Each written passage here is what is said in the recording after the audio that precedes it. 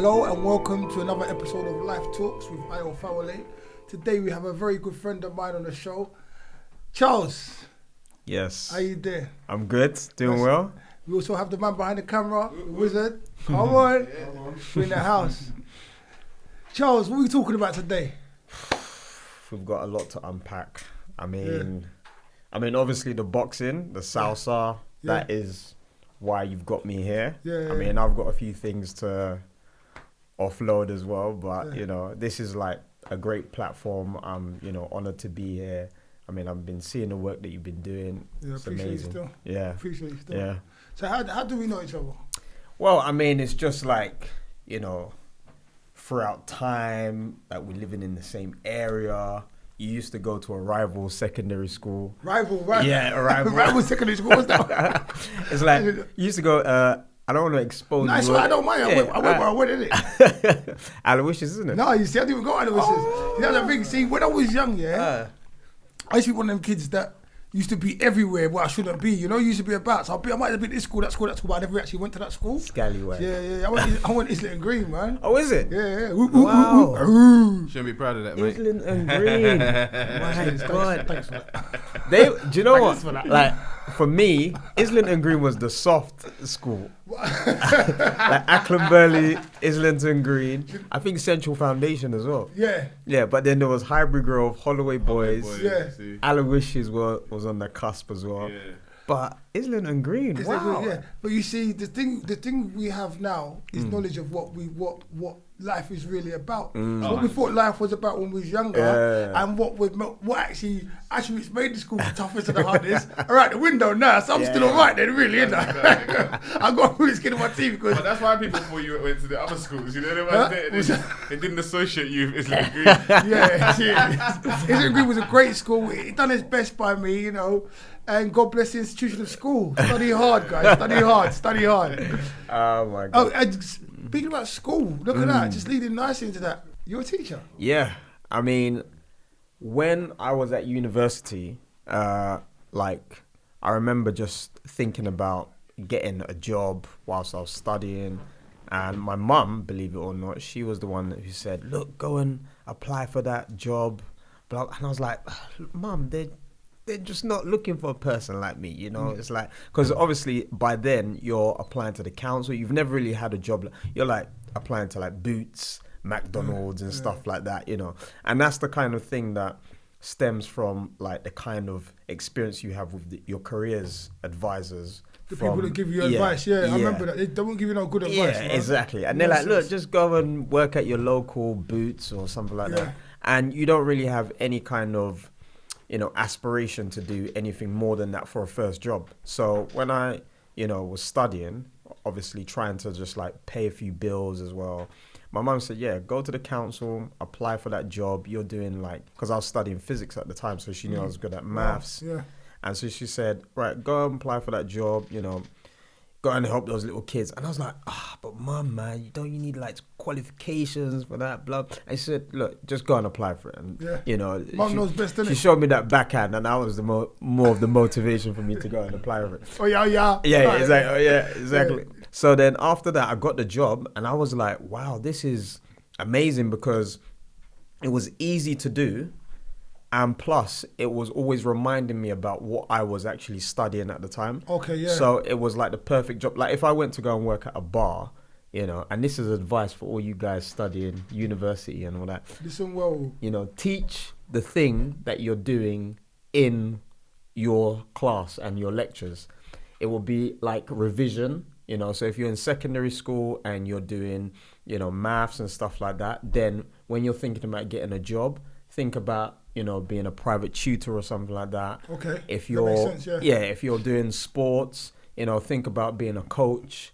These types of jobs, they get you to where you want to be financially at the beginning when you're just trying to pay like minor bills. Yeah. But at the same time, they keep you in the same circle that you are, academically and, for your career as well. So they kind of open up doors and, allow you to, spend, your time doing things that are more relevant to what you're studying at, So it was a win-win for me. And then it just meant that I wasn't, in that kind of world where I was working a job that was stressful. Yeah. And then it took away time from what I needed to do in terms of revision. It's like it was a perfect example of working smart, not hard. Yeah, exactly. That even though you are working, you're working very smart. 'Cause you're covering both things. You're getting paid on the one hand. So Exactly. Definitely.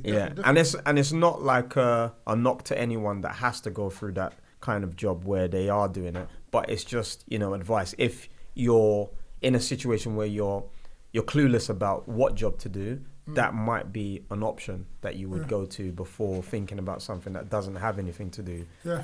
So it was good. And then obviously from there, I started working with kids. Yeah. So did a few adults, taught a few adults, but my main passion was kids, because I saw that if you could get them at an early age, your kind of nurturing is more rewarding as well. Yeah. You're having more of an impact on things that are going to happen in future. Yeah.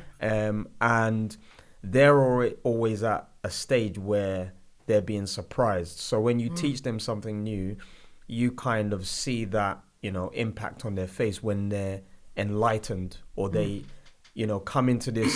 When they just realise the realization, yeah, exactly, of understanding. Wow, that's how that works. Yeah, wow, exactly. Oh my God. It's always the eyebrows. Wow. And it's like, I've got kids, obviously. Yeah. Like, it's definitely, man behind the camera's got kids. You've got kids who want to realise. Yeah. It's like when they see, I don't know, like snow for the first time, for argument's sake, oh my God, this gonna make some snow angels. I'm like, nah, I don't want to go out in the snow. It's freezing, it's cold. Exactly. But they don't comprehend none of that. It's just No beauty. It's filter. just the beauty of it. Yeah. Like, all they get from it is the beauty of it. Like in life, we put so much. Like, it's just someone, it's raining. I love the rain. It's raining, I don't want to go outside. But the rain's replenishing the earth, and it feels nice on your skin. If you sound some guy, the rain is up, it feels nice. But I don't like, just certain things, but I get it. Just to hold the wow factor. God, sorry. And that was then, what kind of led me into this thing about helping kids, like, from a more financially challenged background. So when I started doing the teaching, then I started seeing that some of the kids that I was teaching would come back after the half term either lazy or, I don't want to be PC because I don't have any just say what you want to say. Just dumb, Just dumb. They just come back dumb. After me teaching them to this level, they drop to this level. But I was when you say that is, in essence, the first thing you said initially, laziness, because if we have a skill, if we don't nurture it, it does dumb down. I mean, there's things that I learned in school that I don't know anymore. Yeah. I know there's people that as far as I'm concerned, I don't like to talk down about anybody or anything that didn't know nothing, half the stuff I knew when they came into a certain class, but they stuck at it. And yes. Love, bro. And they stuck at it, and they stuck at it, and stuck at it. And now they're excelling. There's people in there, they're excelled. And it's that consistency and that focus. So it's that saying, hard work beats talent. Exactly, but that's what I'm saying. So it's not dumb. I think it's lazy. You go away and you don't nurture. You lose. You can lose it. And the thing that I saw about the education system is that it puts you in this kind of Sorry, I wanted to say one more thing going back, because you talk so eloquently as well. I don't want to lose it. You said when you went to the careers advisors, they gave you this. Same thing happened to me. I don't know, other people back in the day. That's what used to do to us. My thing is, for you guys out there, don't just take the first thing they give you. If you want the moon, go for the moon. You might just get the stars, but go for what you want to get, and you can more than likely get it. Don't just take what you're given. But if what they give you what you want, there's no problem with that as well. You get me? So I just wanted to say that. Sorry. Yeah. So even with that, I started looking up at things that schools wouldn't even promote to kids. I started seeing that, Formula One. Yeah. They had, like, Mercedes, McLaren, they had these workshops that they would take kids to the weekend or a week. And you would learn how the wind tunnel works. You would learn how the coding works for some of the cars. You would learn all these aerodynamics for the car. And I was like, why aren't these advisors pushing kids along this route and, promoting things that are more aspiring? No one wants to work at Boots. Yeah. No one wants to work at McDonald's. Yeah. Maybe there is that one guy that likes making fries and he just wants to be in the kitchen and behind the But Harvey, you know what it is? The problem was, like, I had, sorry to make you digress that as well. The problem for me was the people that was selling the stuff in the careers thing didn't want to be where they was in the first place. So they're just selling you whatever because they hadn't realised their dreams, whatever, their dreams, aspirations, looking whatever. to clock off. They're just, go on, just clock off, go on. And I think that was part of the problem, like, just having advice from people that weren't necessarily motivational. They weren't looking to inspire. They were just like, if you go to your general practitioner and they see that they have 50 people that they have to see, they don't want to do any tests. They just want to say, yeah, I'll just diagnose you as this. I'll just, we spoke about it loads of times. Generalization of that. And that's what happens sometimes in school. So that's why during the summer holidays, I started setting up camps that would take things that are directly related to a career, but a really fascinating one. So we did 1 week where we had like sports and science, we had arts and crafts, and then 1 year we did arts and crafts. We had a fashion week. So we had the kids design clothes, but we said to them, look, this is going to be like, what's it called? New York Fashion Week. Or, it's not going to be... What's that, Tara? Is it Tara? Is it Tara? Yeah, Tara, it's going to be crazy. So we've hired out a studio, an area where you will do a fashion show. Yeah. But in Green Park, Mayfair. Yeah. So nice. we had the likes of like, what's her name? Sporty Spice. Yeah. Come down because her daughter was actually Spice Girls. She's got black hair in it. No, the sporty one. Yeah, but she's got black hair. I think she's got black hair in it. Yeah, brunette or something like yeah. Really skinny. Yeah, slim. Slim. Sorry, yeah. Athletic. Sorry, athletic. Yeah. Sorry, Sporty Spice. Sporty, tall. Hey, come on. If you want to be right now. So we had like the kids understand that on the first day, Monday, they turn up. That look, you have to come up with something that is, like wearable, fashionable, durable, and it has to have a theme behind it, and you present it as your showcase featured, your piece. As your ensemble. And then we had regatta, Gap, then donate clothes that they could also model. Oh, nice. This independent fashion label called Savvy Kid London, Savvy London, something like that. Donate their clothes as well. So at the beginning, the kids were like, I've worked with them before. Yeah, Savvy Kids London. Yeah, exactly. Yeah. So it was all about making kids feel like adults. Yeah. Okay. And like when I looked at their faces, I was like, wow! Oh my God, we have that. Yeah. What's that? You had the child factor. Yeah, I had it because I was even like, because we had like either a model from GQ. We showed them a model, and we said, look at what they're wearing, blah blah blah, and then we arranged for that model to come in the next day, just to come in the classroom without saying anything, and the kids were like, oh my God, they're sharp, innit? Yeah, they're sharp. Come on, Yeah, they're sharp. So it was like a crazy week. We had another week where we told them that, look, we're going to bring in... what school is it? You have to tell me the school name. Forget the school. What age group you working with? It was like... We started from about, say, 5. And then we took them right up to about, say, the age of like 15. Wow. So some of the 15-year-olds were helpers as well. Okay, that's good. Yeah, that's with that teaching and getting back. That's very good. Exactly. So it was like... Did you do it with Yemi and Kevin?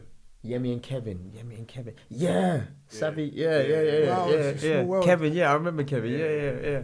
I don't. Kids, yeah. Let me see. They're the ones who do Savvy Kid London. Yeah. Oh, okay. Yeah. I thought they were kids. Sorry, Yemi and Kevin. But yeah, I was. Aaron actually introduced me. Okay. He was. Yeah, Aaron. Yeah. So like when we were working with them, it was like the clothing that they had. It was amazing. Really? I mean. But sorry, Savvy London, yeah? Yeah, Savvy. Big up Savvy London, yeah? Savvy Kids. Amazing. Savvy, big up Savvy Kids London. Check them out. Yeah, and it was like the kind of clothing that they had was very slick. Yeah. Everything was... Even I was looking at some of the kids that were wearing some of the clothing. I was like, wow. When I hear that, Savvy Kids London, and the way you lot describing it, I could just see that. Not one of my kids or one of my friends' kids, just in that, in the Del Boy sheepskin, with a nice like Peaky Blinders cap on, a nice set of like cashmere gloves and that.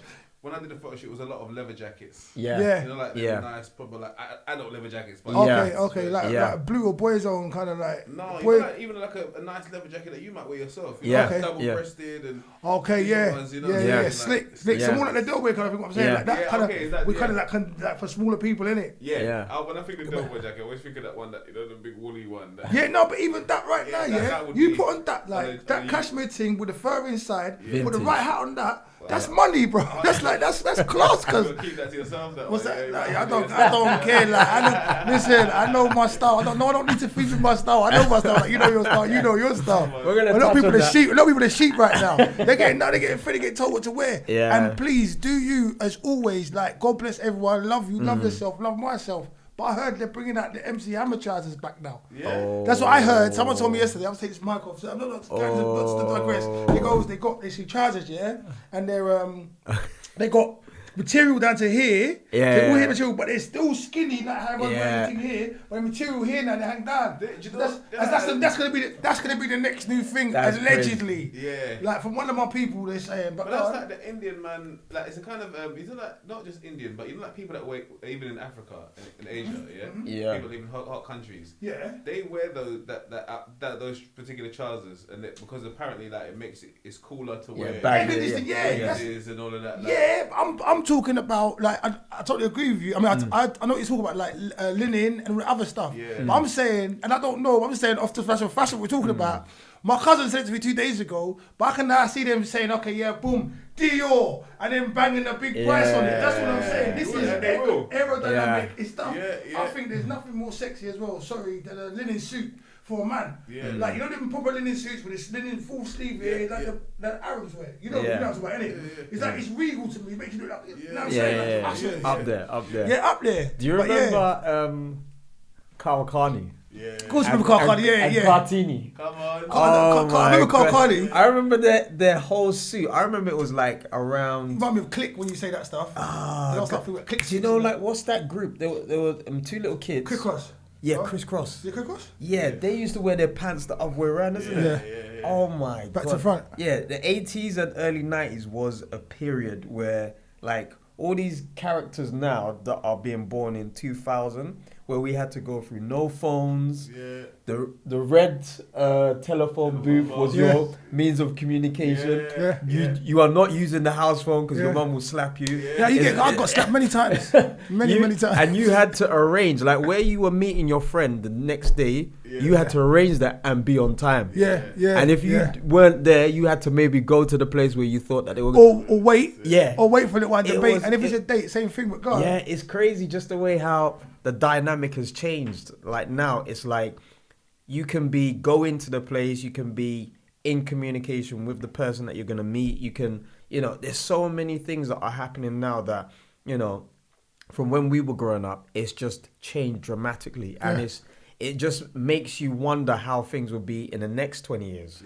And then even that, and like how this evolution of technology affects our lives, how we become less patient with one another, all these things, all these little individual elements that are going to affect our kids, how we're going to have to raise it. We can't raise them the same way how we were raised. They'll be fine, bro. Yeah, it's a different environment. Fine, they'll be fine. The thing is, they'll be fine. The reason being, because my learning friend of voice behind the camera says this stuff to me all the time as well, and I think it just comes to me all the time, like when they see that snow, that technology for the first time, that's the first time they've seen it.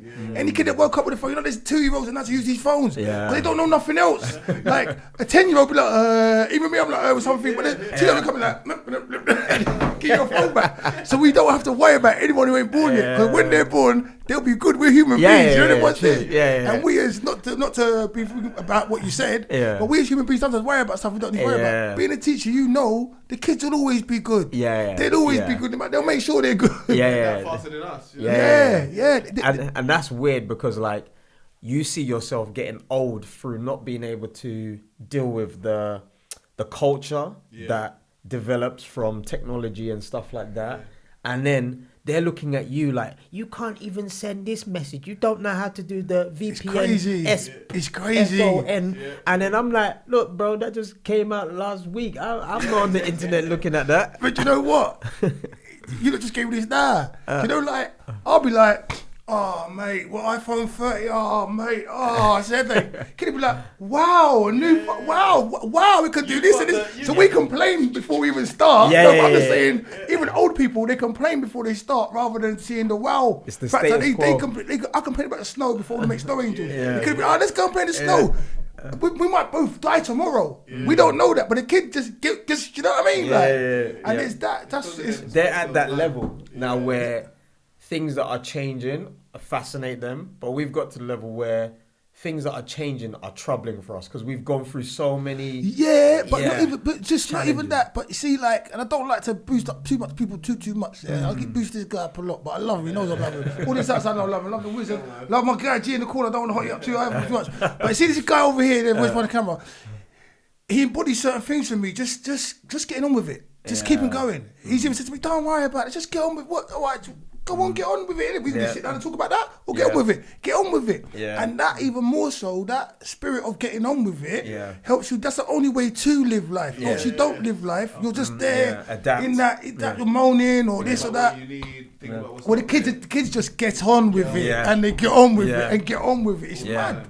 Like, I love these conversations because I learn so much. That's it, bro. That's how we do it. Don't get too much of a big head though. Okay? Don't let your head get too big. Too big. Don't let it get sorry. Going back to the fashion show, the outcome from the fashion show, and just your joy and everything. Just I mean, that was the whole thing about the camp. It was really to show kids that, you know, there are some things that they can do that they only think that adults are capable of.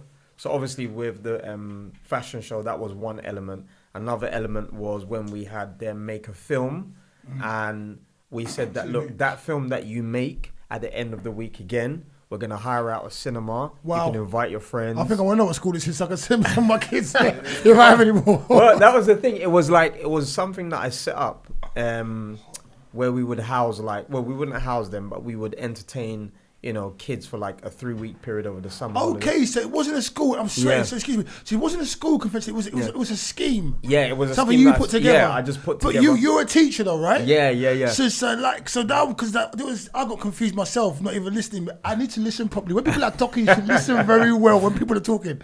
So you teach in the school, but then outside the school, you want to give back a bit more and to help the people go. Yeah. In fact, I did hear that. It's summer holidays thing. You said. I was there. I wasn't teaching in the school because I didn't really like when I was studying and then working as a teacher for the council. I was looking at the education that kids were receiving, and I just felt that it was lacking something, and it was more about the problem about the system, about how it's there to kind of get this kind of bell-shaped curved success rate. So the ones that are on the outside there or the outside there, we don't really care about them, but we just want like about 60 to 70% of people to pass. And we're good. Yeah, and I was always trying to keep kids behind that wanted to stay behind and say, look, you have to learn this. This is another way to look at it. Because when you're in a class with about, say, 20 people or 20 students, you can't really teach in one, you know, generic way to everyone because everyone has different experiences. And I feel that I found it hard to even teach 8 kids because I needed to say this to that one, and then another thing to another one so that they could understand it. Oh, totally. Yeah. Your learning method, how you comprehend stuff. Exactly. Well. Totally. Yeah. And we all know that if you want to teach someone, you have to let them show you how to teach them. So what are the things, like when you're having an argument... Please don't say we all know because you just taught me something.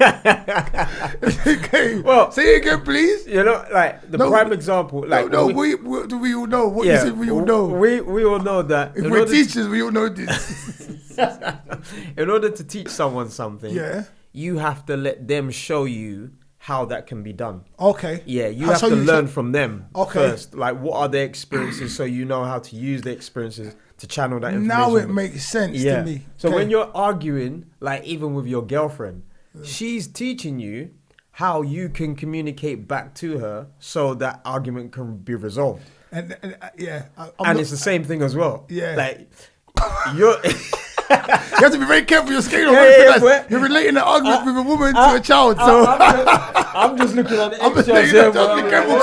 I just see just clashing water very soon. I'm so sorry. My accent's going. This guy's Nigerian, so am I. Do you know what it is? It's just because I've been watching Dave Chappelle over like the last few weeks and hearing what he's been going through, and like looking at him and observing that he was like at one point saying, you know what, I don't care. I'm just gonna say this, and the backlash I get from it. This is the reason why I'm doing it. My man. So, you know. My man. And freedom of speech is your life. Let's not go into the real politics of it, but in life, you're supposed to be able to say what you want to get off your chest and say and be happy. And I think with him, like, not to digress too much, but I think as a comedian, you have the, you know, almost ordained by God, this responsibility to ridicule everyone. From every... What'd you say? You have this... Oh, if you're a comedian, you're the poor thing because you're a human being. Yeah, and you know, like, even like us black people, we know that there are cultural things coming from the generation above. Sorry, okay. If it's done in jest. Exactly. If it's done maliciously, then bun fire upon that. None of that stuff. Exactly. But in jest, I'm with you 100% of the way because everyone should know how to laugh at themselves. Exactly. And I think that's what he was aiming at when he goes to, I mean, obviously he has a political message sometimes with this thing, if there's police brutality or something like that, or, you know, there's something dividing men and women, you know, he'll try to mend bridges and, you know, kind of like establish a rapport or conversation so that, you know, certain things can be out there that are like an elephant in the room, you know. And I think like he has made so many jokes about black people. He's made so many jokes about white people. And, you know, through him doing that, I kind of feel more comfortable to talk to my white friends about some of the things because I will make that joke. And then they will be like, you're cheeky with that. So he's pioneered that for you, isn't he? Yeah, exactly. Yeah. And I think that's the kind of environment, because then you start to realize that not all white people are racist. You know, there's a system that kind of envelopes everyone, and it's the system that we kind of look at that is made up, and we know that not everyone is building the system because there's homeless people on the street that are white. He didn't make that system so he could be there. It's like it's like wow, having this, I could lose my point, but I'm not gonna lose my point. Being able to laugh at something, that's the key in it here, because there's so much awkwardness around so many different things. Me personally, I'm black, so there's awkwardness about if there's a song that says nigger, this, whatever. The white person's automatically going to be a bit like thing. Even sometimes I'm a bit like thing because that's being said, because it's just awkward. Like having that conversations means like, okay, if someone feels bad about being whatever it may be, homosexual, black, transgender, whatever it is, okay, seek help. We want to help you. Trying to have conversations. If you can see the jovial side of like, just, there is some fun sides of like best of both worlds. You know what I mean? There's loads of different stuff, and just see the happiness in some things as well. Do you know what I mean? It makes everyone's life a bit easier. Like you just said, you can actually have a conversations. Like you had a conversation with your white friends. Like have a conversations where maybe that person, whoever it is, wants to talk about this stuff, but because of all this, like you're too scared to say it. You don't get to have the conversation. So and then the more we allow, because this is media too,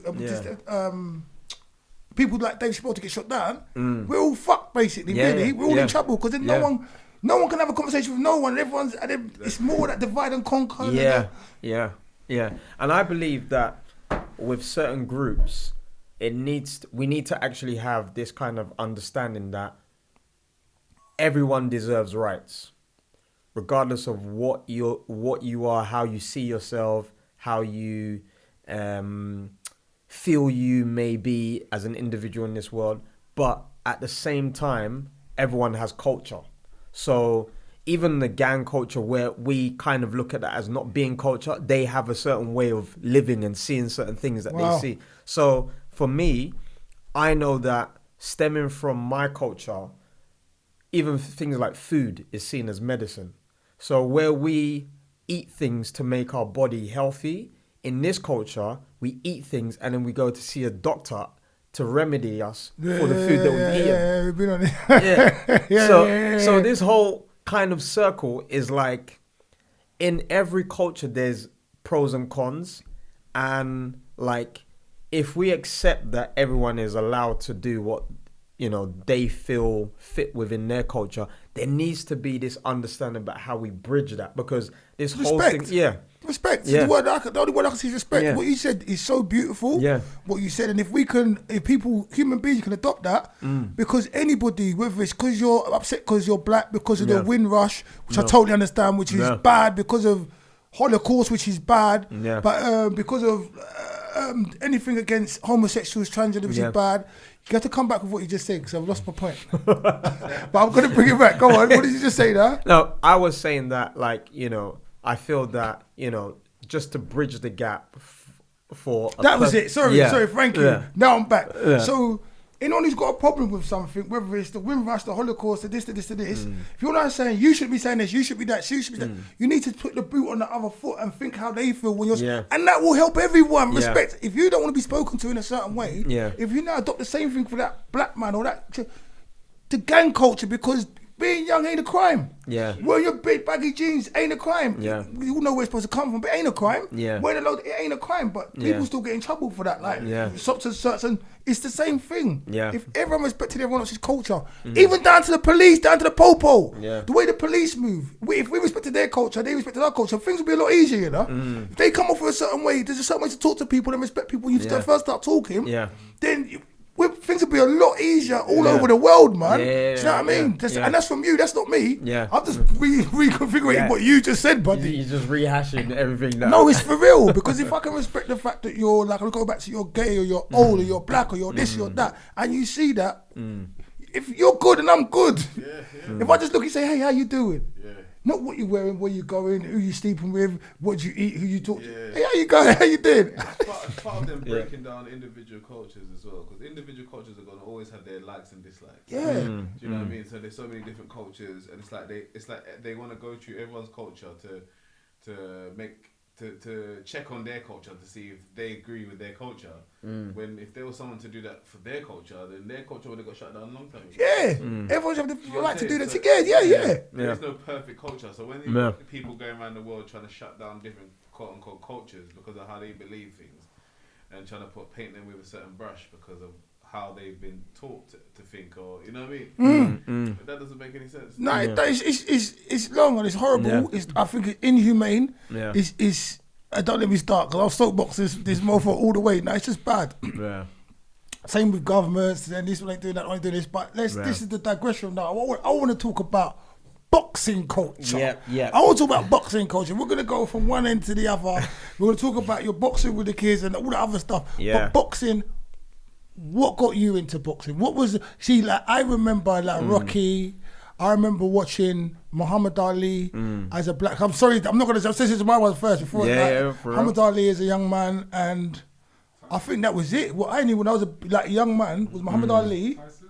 Huh? Tyson? Yeah. No. I'm talking like when I was a youth man, when they were saying my mum and dad were bits him up. You know, Muhammad Ali was the main thing on TV. Yeah. I didn't know no better. I was like, wow, black man boxing. Remember the wow? Yeah, I didn't know who it was. Who you want to be when you grow up? Muhammad Ali. I could say it all, but I didn't know nothing about it. But I mean, that was like, there's always been these iconic people that, for most of the population, they haven't even seen Muhammad Ali box. Yeah, exactly. I didn't know. Yeah, exactly. Sorry. You know, like the average person, they were, Muhammad Ali's like number one. How many fights have you seen of him fight? Well, you know, it's like, just kind of like a few here and there. Against who? I can't remember the name, but that kind of dynamic. You know, and it's just regurgitating what you've heard before and not really knowing the sport. And I think that is the reason why boxing in a way has suffered. One, it's not in schools, so kids only really start to learn about it when they see their dads watching it on TV. And at that time, maybe the kids want to watch something else on TV. So they start to attach a stigma to it. Oh, it's that thing that kind of like takes up time when I want to watch TV. My dad wants to watch. They don't know nothing about the athletes. And it's different to football, where we kind of go through school being in a football team, being in a basketball team, being in a hockey team, being all of these sports. I don't want to mess your stuff up, but I did none of them. But you know. That's probably why you liked boxing so early on, isn't it? Yeah. No, but I want to talk about you. We're gonna get to me afterwards. But I didn't like the boxing. I liked Bruce Lee, but I want to know about what got you going. So what actually got me going into the sport is because I liked always individual sports, because I soon kind of figured out that during school, whenever I had to rely on someone else, I was really selfish at school. I was like, look, we have to win. I was really competitive as well. So I was like, we have to win. We have to do this. We have to, just break the team down. And, so I really wanted to win. And I thought that, first of all, I started off with team games like basketball and football. Then I moved on to athletics, which started to become individual. But those were still mainstream, what you would learn at school. Yeah. But then I was like, boxing is something that is really challenging. It's really putting yourself out there like a gladiator. Yeah. And it's a modern day gladiator sport. Yeah. And it was always been sporty then. Yeah, it was. I mean, that was our culture when we were growing up as kids. Like we didn't really have. Only the wealthy kids had computer games. I forget that you're the same age as me practically. And we come from the same place. I feel like you're so much younger than me. Yeah, that's a thing. That your energy and everything. Sorry, let me continue. Go on. I don't know why. But maybe I just feel it. As a compliment and an insult as well. But yeah, I mean, then I started to do it myself. Not really take it too seriously, just go for a few training sessions as well. And then I actually started to get serious when, I saw that I was actually good at it in terms of my balance and, just my energy and, my ability to take a punch and then also my ability to evade a punch. Because I was very kind of like, athletics gives you the core for most, types of sports. Was you ever fighting before you started? Not really. That was the thing. It's like, I think boxing has this package around it that says the people that should enter it are people that are coming from the streets, that are this, that are that, broken homes, But that's how it's been advertised through, the fact that it needs to have this drive of watching it as a gladiator sport. You need to believe that the people there are the worst from society, because if you start watching a person like a family man, you'll be like, oh no, it's so bad that's happened to, if someone gets knocked out, you'll be like, yeah, he got knocked out, because you believe that he's maybe the evil one or the bad one. It's a thuggish kind of thing around it. You want to be like, I know, like some chuck that even like I'm going back, but when I first heard Mike Tyson talk, God bless you, Mike, we love you, Mike. When Mike Tyson talk, I was trying to say, you think, wow, this guy, the voice doesn't match the power that he's got behind him. Yeah. And that was so funny to see, because there's so many boxers with, personalities, stories. Yeah. And sometimes, as a prize fighter, you need to be this bad guy or this guy that the people love. Yeah. You need to fit one of those stories, or you're not going to sell. That whole thing, like you said, the package of it being a bad man thing or the this and this. My thing, when I was young, I used to say, which is not being negative, but when they bang your head, you don't know how many sense. You can't go and do boxing. You won't be able to study. You'll have, that's what I'm saying. But then later on, you've got, and we're not digressing, we're actually moving forward. You've got man like Roy Jones, who leaned back for a long time before he got tumped up. Then you got man like, and I only know a few names, so let these guys drop the real name later. Little short man, the money man. Mayweather. No one can't touch him, so if you do this thing right, you can't even get, you're not going to get touched. Yeah. So some of the stigmata when we was younger, that's what we was hearing, like, we wouldn't get involved, or, you know what I'm saying? Yeah. And I think that was the key, like, seeing it as a brutal sport, and also seeing it as just something that you go in there and you need to get a knockout, and from time it's not in school to kind of repackage it for kids to accept and see the beauty of it. You have these people that are there waiting to kind of tarnish the sport. And say, like the kind of Peter. Peter? In the Bible? No, the group that kind of go against protection of animals. This no, that's NSPCA. No? You've got one. National whatever. They protect the animals. Exactly. You've got those same type of people. Did I say that right? Yeah, they're gonna come for you, bro. No, they won't. No, only reason being because I done the NSPCC. I didn't want to confuse the two because it was very one bad. for children. Yeah, one for but I animals. didn't do it wrong. I did it right, and God bless both them charities. That's right. We'll be doing a charity edition soon. We don't know when. Exactly. We're camping a lot of charities. So you've got these groups that are also there lobbying against the sport to even exist. Yeah. So when you see them up on the TV talking about boxing, not really understanding the sport because none of them have even done it, they just look at it from the outside. Someone gets punched and then that's it, you know. And then someone else was actually saying more people get damaged in a year of football than boxing. See? And you know, it's weird. It's another one of them people saying, what did it? Oh, no, I know, but I've seen it. But when did you see it? No, I know, but people die. They die. Who died? The guy, he knows who died. Like, exactly. Not the people don't die. But exactly. So, I mean, this is the reason why I think the sport is lacking in terms of the science behind it, the understanding. Yeah. And what we're doing, we're only leaning to the side of the old school style. And I think... Yeah, so you know, like the old school, vintage. But I'm not gonna let you run away because I know where you're going. Some of it, but I'm not gonna go to a Queensbury Rules style, or because I'm like, and I remember, I love boxing to the death. Like I just realised how much more I love it now sitting talking to you. I don't watch boxers. You know, man used to box like this. You know, man used to box like this. Yeah. Like no, man, you say this. They used to do Queensbury Rules. I saw they used to start like this Queensbury Rules. Yeah. And them times there. Do not be disillusioned. If a man thumps your face with that bomb, you're feeling it. You're happy. And it's sorry, I'm not gonna overtake. But you know when a man like even back back in those days, if you knew how to move and you kept popping the man in his jaw, and you'd be like, no, there's no feet, no swords, no. Come on, you keep popping him and popping. I wouldn't want to change the rules. Yeah, I mean, with that in mind, it's more to do with the training. Yeah. So, do you lift weights? Do you not lift weights? Do you run? Because in a boxing ring, you don't actually run. You don't do something that's similar to but you know, like something like dancing which is what I kind of promote. Like if you look at Colombian dancing, every song is roughly about 3 to 4 minutes, and what you have to do with the lady when you have to spin her, and trust me, in about a minute, I'm already exhausted in a Colombian salsa. It makes sense. Yeah, and also the kind of coordination that you need with your feet and the kind of gymnastics that you perform with your feet are more related to boxing than running for an hour.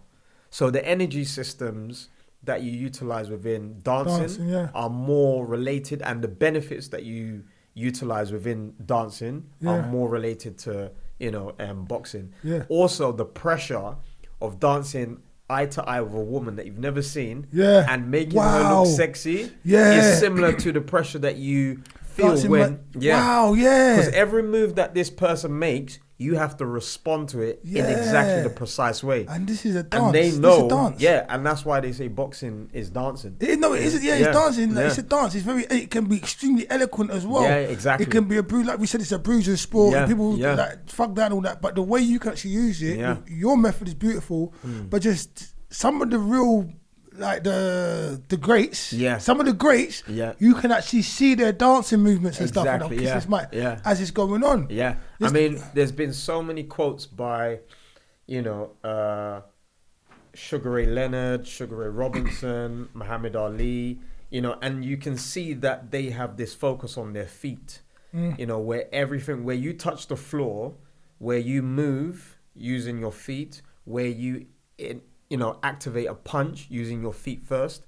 They say everything. The first beat is obviously your heart, and if that stops, then you're in trouble. But the beat of the rhythm of the dance that you have with your opponent is something that you can work with or break it to do something else and confuse your opponent. So even the rhythm of how you are boxing, you cannot be victim to that. You have to control that. You have to master the beat. You have to dance your own beat. Yeah, you have to set a beat. Yeah. You have to set a rhythm and a tempo for your opponent to follow. Wow. Break it and come out and surprise him with an attack. Okay, yeah. That's like because I know people like big up Kaza, big up Lou, big up the man, you already know. I know people that teach me this stuff, but like she's like switching from southpaw Yeah. to orthodox, and like just even you're the dancing like this for a minute, yeah. and this minute she danced like that. Yeah. The person's like, oh, hold on, and they're in big trouble, innit? Yeah, exactly. They're in big Because trouble. the punches that come from an orthodox position are quite limited and they're quite restricted because everyone's been taught the same thing. Yeah. So if you switch into a different stance without your opponent knowing, Yeah. and then utilize a punch from that direction, they have to first of all see you doing that, then okay, we're using the map for southpaws and not for orthodox, and then defend. So if you can do that switch quickly. See, while I'm laughing, in my head, I got like, because he's dancing, I got man, Bob, and that's why you start banging them up. That's when you switch, That's what I was laughing. But it's similar to that because like you feed them something. Yeah. To make them comfortable with that and play by those rules, Yeah. and then break it and do something else, and that's a deception. So sometimes even where you look can channel information to your opponent that you want them to feed off, and then you go. So I could be looking at your face, but then hit your stomach. Yeah. I could look at your stomach, go for your stomach, change it at the last minute to your face. And already, and already with my eyes, I'm telling you, I want you to defend there. Yeah. So you're looking for the smallest amount of movement from me, but you don't care where that movement is directed to. You just know that when that movement comes, you're going to do that to protect your stomach. But I'm going to attack your head. Yeah, so I get very excited as well. So as golf, I get very excited, especially about stuff like this. So then you got dancing and you got chess. Yeah, exactly. Yeah, you got dancing and chess. This is the other stuff. The man them already held you up. There's other I want to hear that, but there's dancing and chess. Yeah. And sorry, yes, Charles is one of my trainers too. I've trained with Charles before. Yeah, amazing trainer. So I held you up too as a trainer. Yeah. So you're doing dancing and chess at the same time, and kind of seeing where their weak spots are. Yeah. Go ahead. I don't know much about boxing. You know much more than me. And that's the thing. It's like when you understand certain moves, you know that your opponent is going to behave in a certain way. So the first thing is to feint. See if they back off, see if they go to block, or see if they just shell up. That will tell you a lot about your check opponent. them out, Yeah, check because them out. you want to know if they want to counter. Yeah. If they want to counter, they're not afraid of your power. Yeah. If they're afraid of your power, they back off. So you understand. Yeah, no, I I understand. And I try my best. I'm sorry, Charles, man, because I'm just getting so excited. I remember seeing the Cuban box. I don't know, and I'll keep saying I don't know much about much, but I see stuff. I remember seeing the Cuban box this guy. But what the guy done, he come out, the first thing he done was whack this guy so hard in the guts, like, he just went, whap! Like the way he went for the rest of the fight, the guy was just defending his guts. The whole fight, the guy was defending. I think he might hit him more than once. Like hit him whap, but he hit him 1, 2, 3 times in the stomach. Yeah. After that, the whole fight, the guy was just he was just defending that one punch. He wasn't about that life, It's a lot. His body shots are probably some of the worst. Yeah. And I think when you can land a body shot, I would prefer to land one good body shot than 5 good headshots. Yeah. Because that one body shot slows your opponent down, stops them from breathing. Yeah. And then you can do a lot more. For headshots, you can recover from. Yeah. A lot quicker than body shots. Yeah. So, I mean, it's what your experienced coach teaches you, what you as the boxer sees that they need to include within their own style, because not everything your coach teaches you'll want to adopt. Yeah, it's not all your style. Okay, yeah. And I think what I've come to learn is that even in Britain, we have this lacking style that is not based on a good culture for boxing. Cuba, I'm not laughing. The reason, see, like, this is because the reason I laughed is because I know this is your opinion, and I'm not trying to be condescending of it. Because I know that you're not going to be like Britain is now Cuba. That's not even a laugh. Go on, sorry. So basically, the history. I have a lot of admiration for you. Know that. Yeah, that's why I'm still very excited. I'm sorry. Cool. So Cuba only joined amateur boxing like during the 60s and 70s.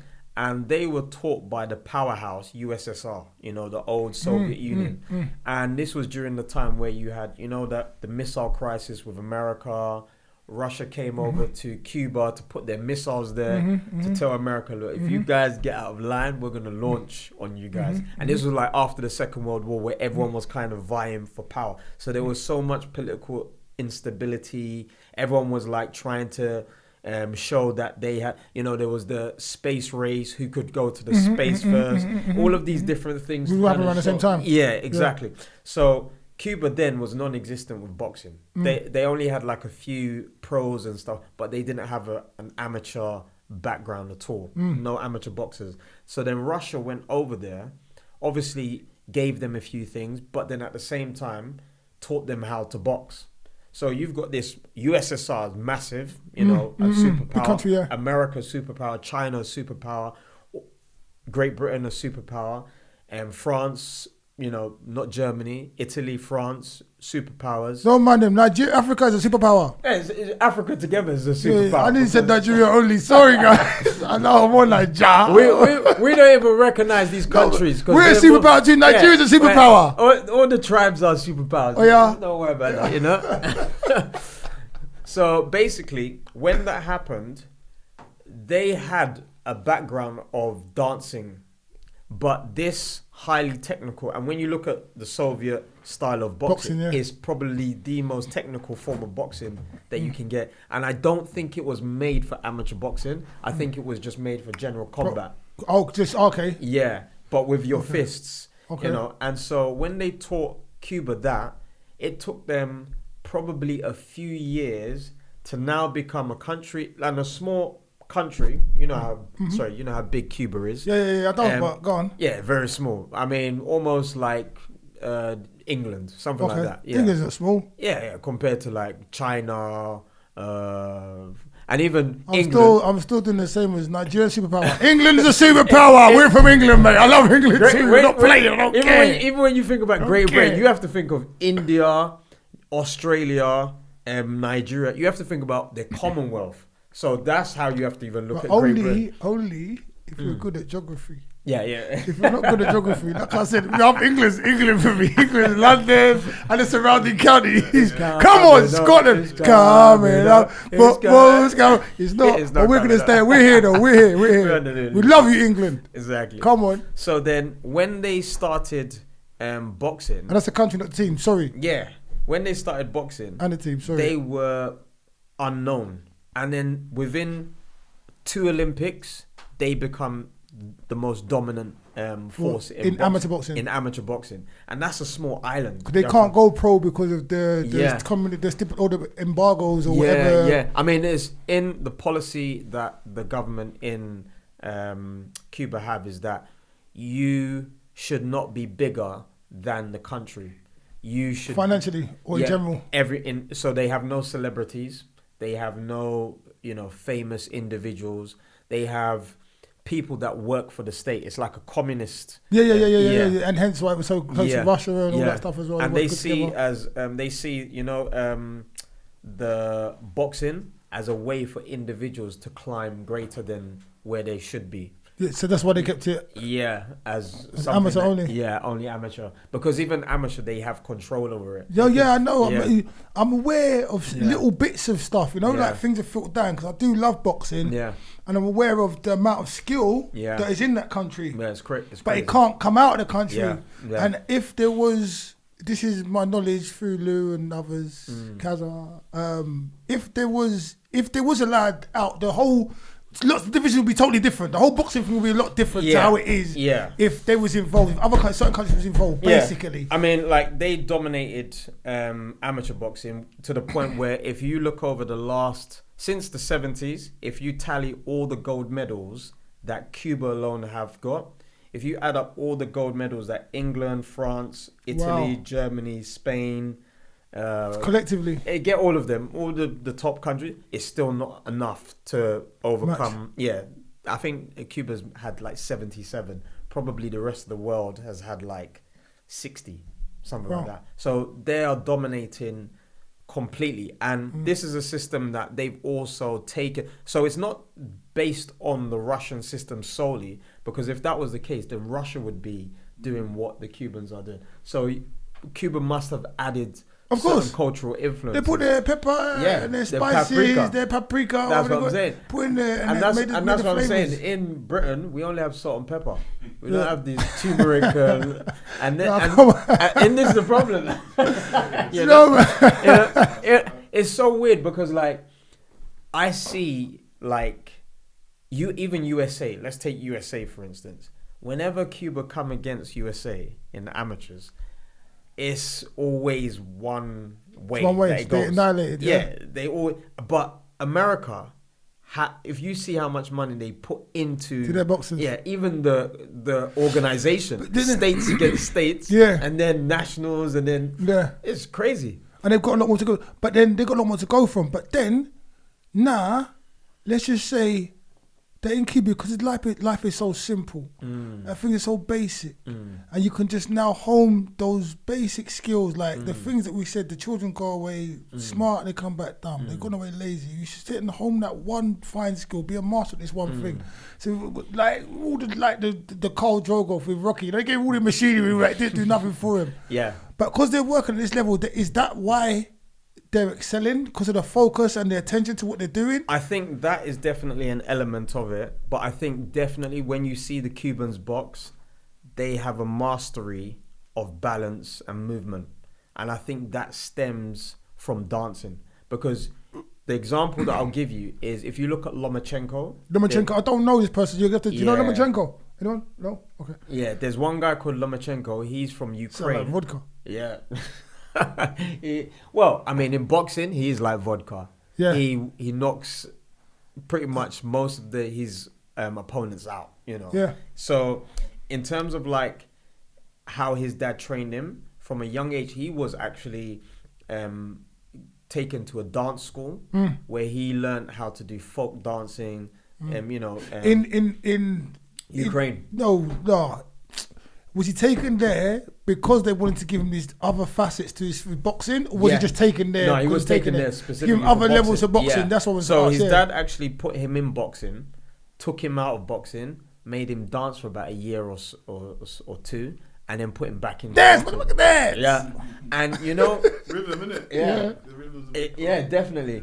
And you know, like when you look at him box, it's remarkable. Different. He's not heavy-handed. Yeah. It's just like he's a master of boxing. Like he's an artist. Yeah. He's not even a boxer, he's an artist. Capoeira, is that's Brazilian. That's Brazilian. Yeah. Brazilian. So Jiu-jitsu, even that as well, that has the, this kind of thing about dance. Yeah. And it makes the movement that you incorporate from dance just makes you more deceptive, less able to be read. You can approach your opponent, at this rate at which they're not aware. So you start to be able to come close to them, hit them without them knowing. Oh, how? Yeah, it's dirty. Yeah, the capoeira is dirty. Yeah, like as in it's very deceptive. Yeah, like he said, it's very deceptive. It's dirty, man. Like I think those guys I know that they once they get going, it's hard to stop them because there's a dance, there's a move. Yeah, once they get going, like this standing still is fine. But there's one guy like we used to fight in States. Goes unless the only time you could hit them when they're off the ground. Once they got one hand on the ground, it's messy, bro. Yeah, it's messy because you think they're going, you go now, you get kicked to them like it's just it's very deceptive, very deceptive. And that's the thing. Don't know what they're doing. Yeah, that is the main thing I think with boxing and dancing. That it does. Like you can train to go and run, you can train to do press ups, but the feet are so important. The feet take you to places that your opponent can't see. Like it adds power where they believe you shouldn't have power. Where do you go? It's just a different dimension. You know? And I think when you look at a dancer on the dance floor, a proper dancer, which we don't often do, you'll see that I do. Yeah, there's things about the feet that when you add it to boxing in the right way, and let the punches sit on the feet as opposed to punching and then moving your feet to accommodate for that. It's a different dynamic that boxer will have in the ring, and I think that is what we can see when we watch Cuba in the Olympics, World Championships. Okay, look, now I know you love Cuba. I know Cuba loves you too. I know you love the style of boxing. We're gonna go Cuba. We're going Cuba as well. Hopefully we can all go as a collective crew. We'll talk about that afterwards. Like get some filming done as well. Definitely. That's for next year, mid next year. Cha cha cha. there's so much I want to talk to you about. But okay, this is a personal question now. I'll give some questions out for you as well, because I'm sure you've got a few.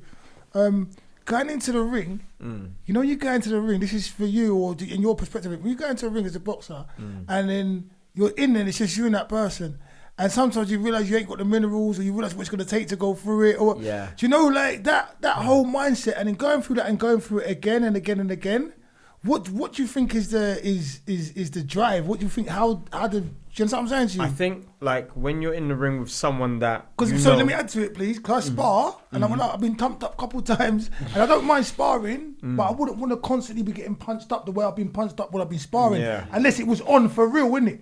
If it's on for real, cool, innit? Let's do this, innit? Like, and I don't like to fight, but you know when you just play, you're thumping up the plate, and then, but constantly, and then, because if someone's better than you, you're in trouble in the ring as well, and it's just... There's no getting out of the ring. Like, it's mad. It's really mad. But I think that is with most things. You know, like whenever you are in a situation of competition and you know you have to compete against someone, you know that there's homework that you have to do. Yeah. So if you go to a place and you're sparring and you know that this is your opponent for the next 6 or 8 weeks, whatever it is, you have to do stuff that is behind closed doors. Pushes you past. Yeah, that allows you to weather the storm. And then after weathering the storm, see if you can control the fight. And I think you go through those stages. You it's almost like Alcoholics Anonymous. You admit to yourself, he's better. So you have to do the homework. You pick the things that you've seen that he does that you want to nullify. So stop him being aggressive. You know, change the range. If he likes to plant his feet, you have to change the range. That should be the first thing. You have to identify the things that take his strengths away, and then you have to look at your weaknesses and improve them, and that's all homework. And then you have to implement them. You have to stay focused and implement. So that's where you become so focused on implementing a task and an objective, where when you start getting hit, you're actually pissed off at yourself for getting hit. So now the focus is... Even if it hurts. Yeah, it doesn't hurt anymore. It pisses you off because, damn it, I should have done this when he did that. Motherfucker. And now the dynamic has changed in your mind to, I'm getting hit, to, I'm not implementing what I'm supposed to be doing. So the focus changes from him to you. And then that is where you start to win, because you now start to empower yourself with this understanding that you're in control. And that you need to do things to take away from your environment and make your environment less of an impact. Do you know what? Like, and it's not that I wasn't aware of it, and it's not that like our countryman AJ doesn't embody it, and the other boxers do embody it as well. Yeah. But the amount of intelligence and calculation that has to go into this sport, opposed to the way we was talking about it's for Neanderthals and thugs and aggressive and all. The amount of things, because where we've got to so far, you've got strategy, you've got strength, you've got composure, you've got school, you've got repetitive stuff that you have to learn, and then you've got what else would I put in there? You've got a couple others, but probably right in my head. Dancing. You've got dancing. You've got movement. I read in, I think it was Muhammad Ali's book, about Floyd Patterson and Sonny Liston. Yeah. And this is the part. We'll cover as much as we can about boxing. Might be about, might not. Might not. You always be around. Let's come out wrong. Sorry, guys. Come out wrong. About times when they lost, after losing, after being title, and this goes out to AJ. Love you, AJ. Love all the boxers out there, because it's a hard sport to do. Love all of you. I don't care. Real. Tyson Fury, blah blah. Don't you guys think that it became very political over the years?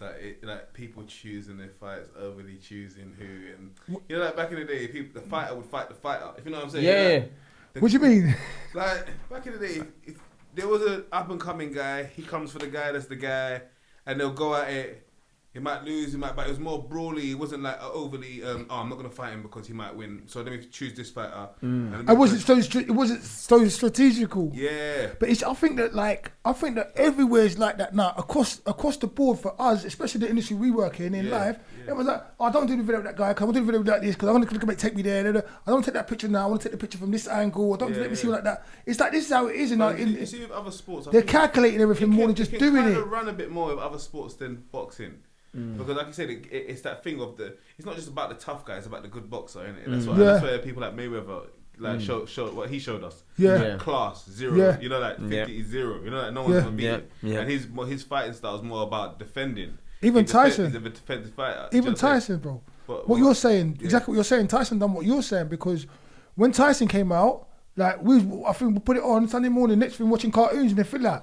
But no one knew like who Tyson was. Do you get what I'm saying? Like you were saying, it's just Tyson come, he's knocking out Burbank, this one, that one. It wasn't what you said. There wasn't that hype. We came and enjoyed the fucking boxing. We were like, raw. If there was a good fighter, he'll fight him. Yeah, and he'd knock him out as well. Do you get what I'm saying to you?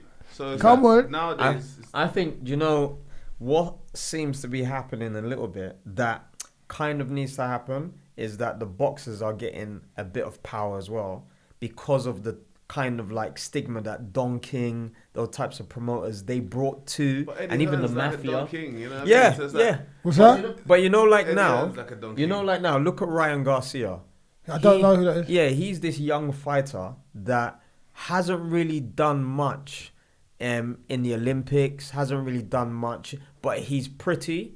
And he used to make these Instagram videos, posts where he's doing a lot of movement. Yeah. And then he became this person that, you know, had so many followers. Yeah. And now when he boxes, you got money. He gets more money because what you're saying is, it's like how, and God bless you all, because I mean I ain't got no hate or no nothing for no one. But how can Colin McGregor be the highest paid athlete? Is it Colin McGregor? Mayweather was probably. Is it Conor McGregor? But he got a lot of money. What's his name? Conor McGregor.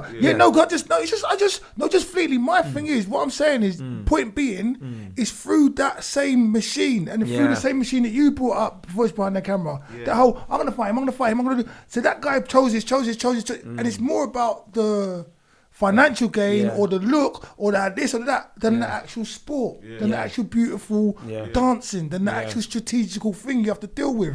Going back to what I was trying to say to you before, like when I read about Sonny Liston and things, these guys got fucked up. You know when you're at the top of your game, and like poor AJ the other day as well, because I can't fathom it. It's one thing to go in a room and have to fight with someone. That's one thing, you know. I know my man wants to cut my head off. I know this now. All right, I'm getting paid millions or whatever.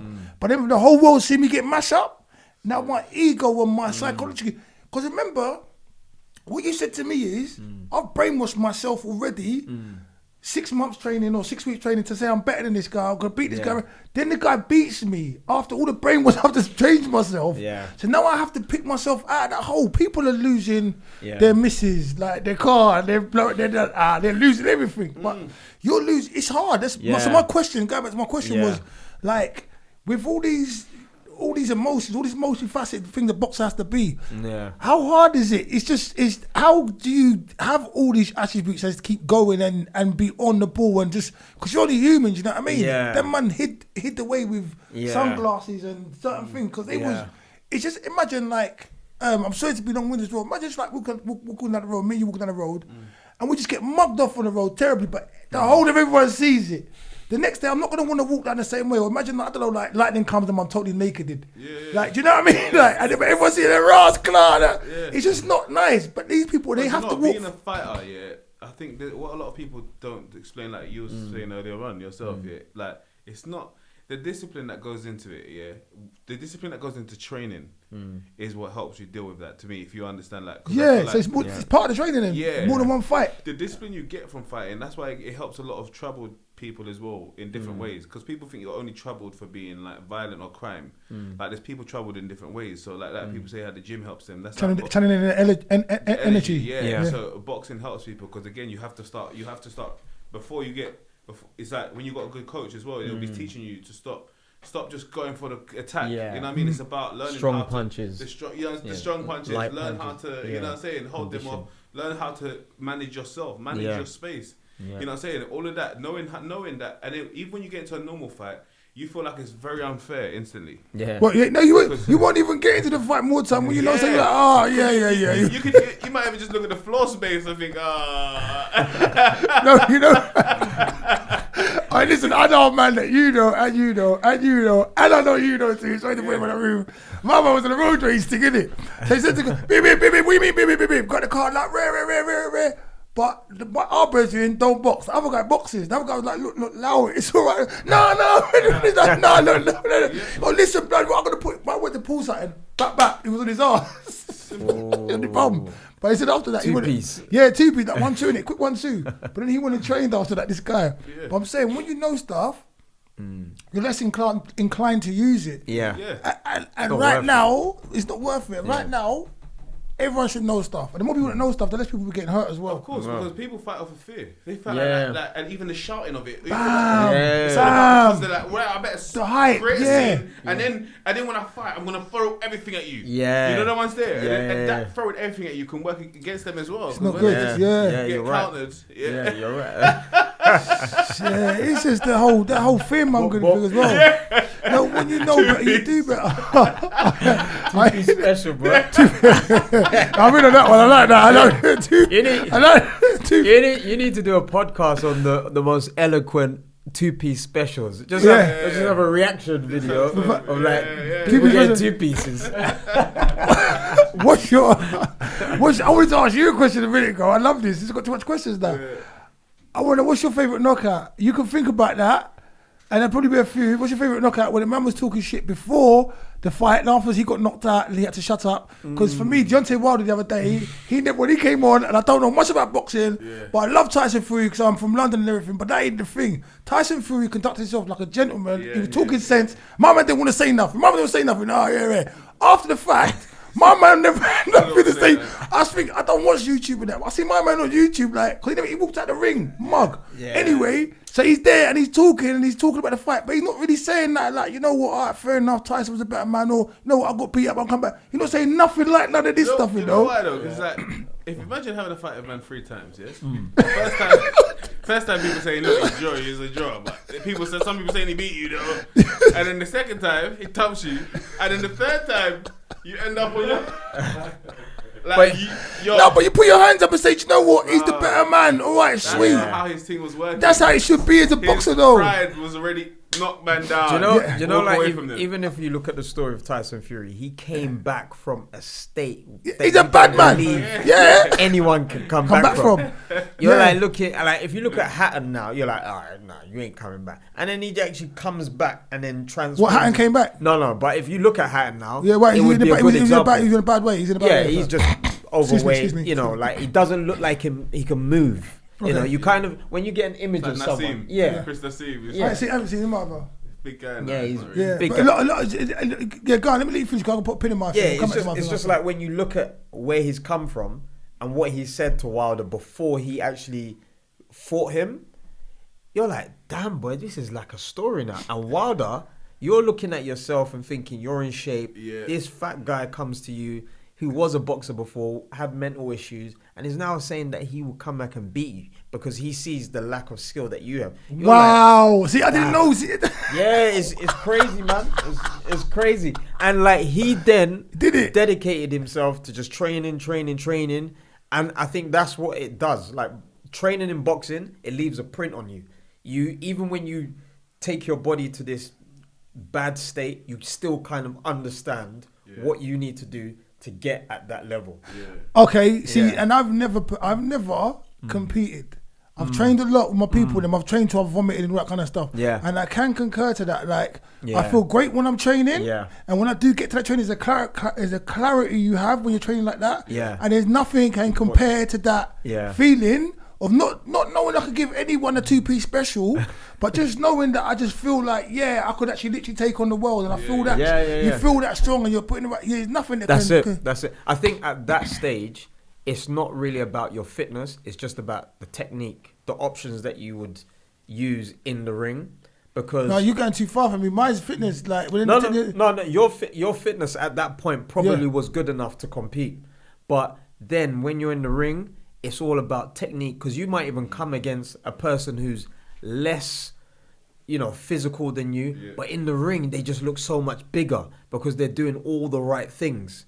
So they look faster. They look, or even they carry their engine better. Yeah, and I've been in the ring with when I was like 27, some 16-year-olds that look scrawny outside, but when they're in the ring, they're just like doing some stuff, and I'm like, oh my God, who is this guy? Take off your headgear. I was like, That 16-year-old, just ridiculous. And that's the thing. It's like fitness is definitely a part of it. Yeah. But the technique with the feet, with the hands, knowing what to do, all of that stuff. You mix it in a pot, you get that formula that works, and I think only Cuba's doing that now. Yeah, you think only Cuba's doing that now? Just to go back to Cuba. Yeah, you know? no, but boy, Tyson the other day, there's other people boxing out there. There's people that are doing their thing.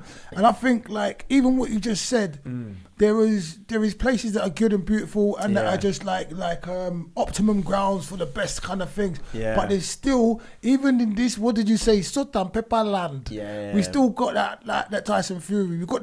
And I don't know much of names and stuff. I'm not one for names. But you got other Nigerians in MMA and so on and so forth. Yeah. But going back to boxing, because we always go back to boxing. You ever been knocked out? No. Never been knocked out. Never been knocked out. You ever been shaken? But not shaken, but not stirred. You've been James Bond. Definitely. James Bond. You've been James Bond. I've been James Bonded. Like the worst time. I'm gonna start doing. Sorry, we call that the TP special or James Bond. You get James Bond. You get smacked. You get shaken, but not stirred. TP special is like 1, 2, and you go down like a sack of potatoes. That's the thing. Use it. It's for free. You're not gonna have it. That's the thing. In boxing, you have taking a knee. That's when you get hit, but the punch is not sufficient enough to drop you, but you just can't. Like, if you get hit to the body, you might take it, you might go, and your hands will drop, your face is defenseless. So, what you do, don't hit me again. What do you do? How do you do it? And the worst one is like when you're getting hit to the head and the person drop, because to move your hands like there to there, it takes a lot of energy when you're getting hit. Yeah. So when someone goes down, hits you in the body, and it folds you, you want to take a knee. Yeah. So that's the time when you'll take a knee. Yeah. When a flash knockdown is when someone hits you quickly, boom, and it kind of stuns you for a second, makes you lose your equilibrium, you fall to the ground, but then you can still get up. You're like, wow, how did I get here? Yeah. Then you get up quick again. Thing. Yeah. Then there's the knockdown where like you get knocked down and then the 10 count is there, but you just don't even know. I've never had that. I've never had the flash knockdown. You never had the flash knockdown, but you've only had, how many fights you had?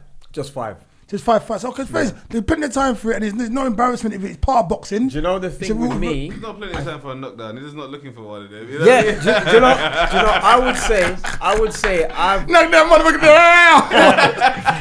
I would say. No, wait! You got knocked the fire. Sorry. You know, like for my style, I would say I'm really defensive. So, although my opponent might get a few punches through, it's kind of the ones that I'm aware of.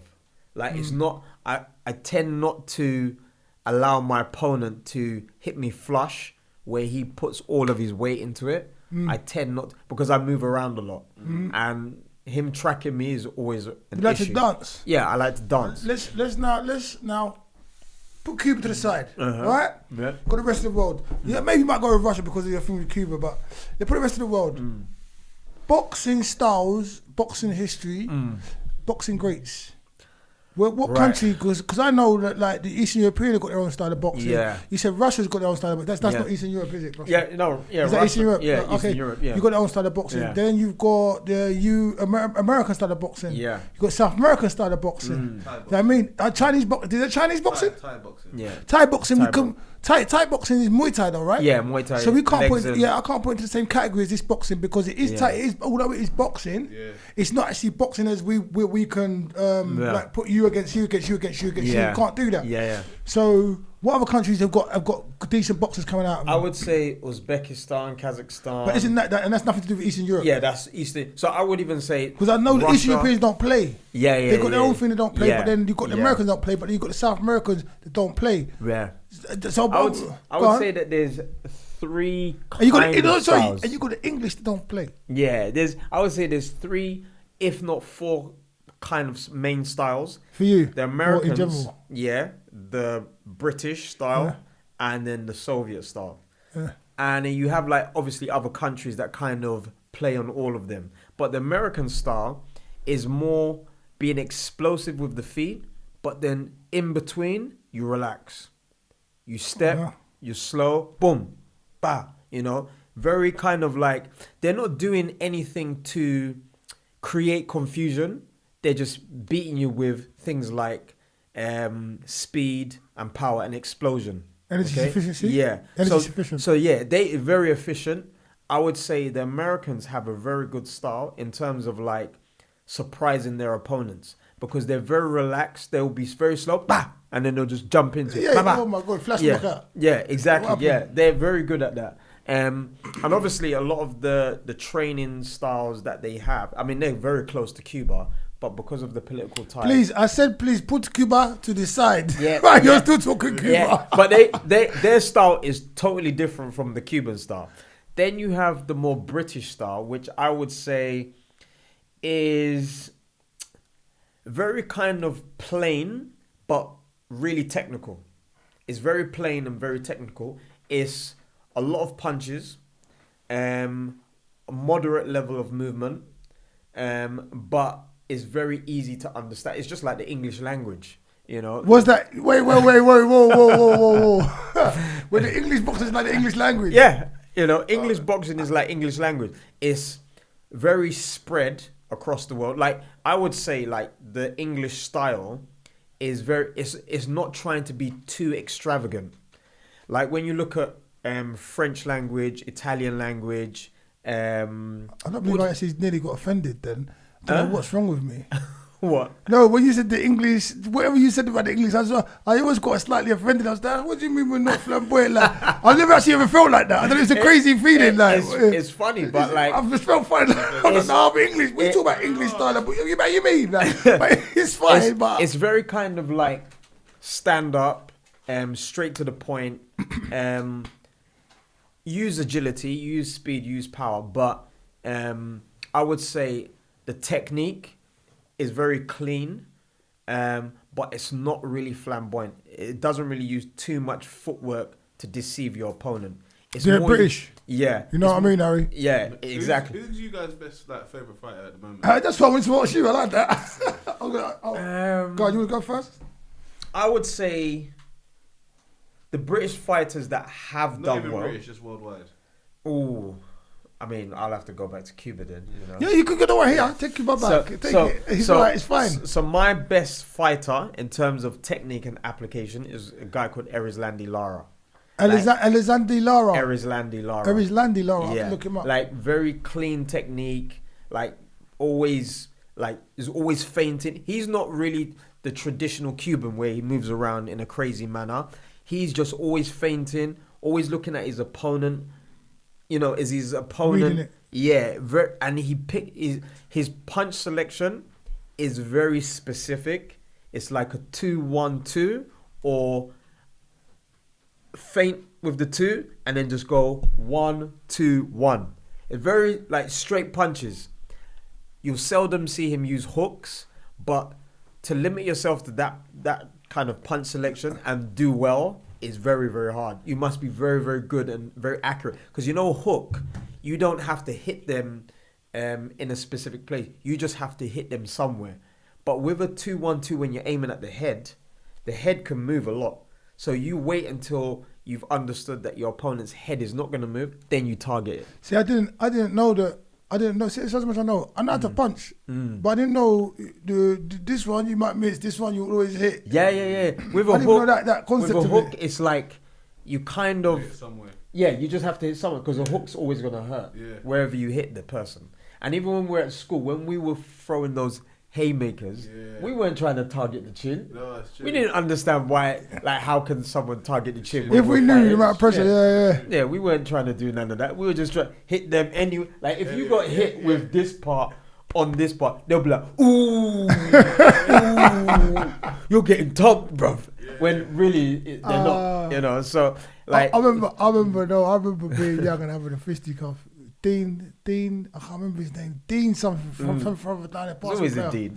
He's a black fella. It's like me, like I'm a white fella. He's a black fella.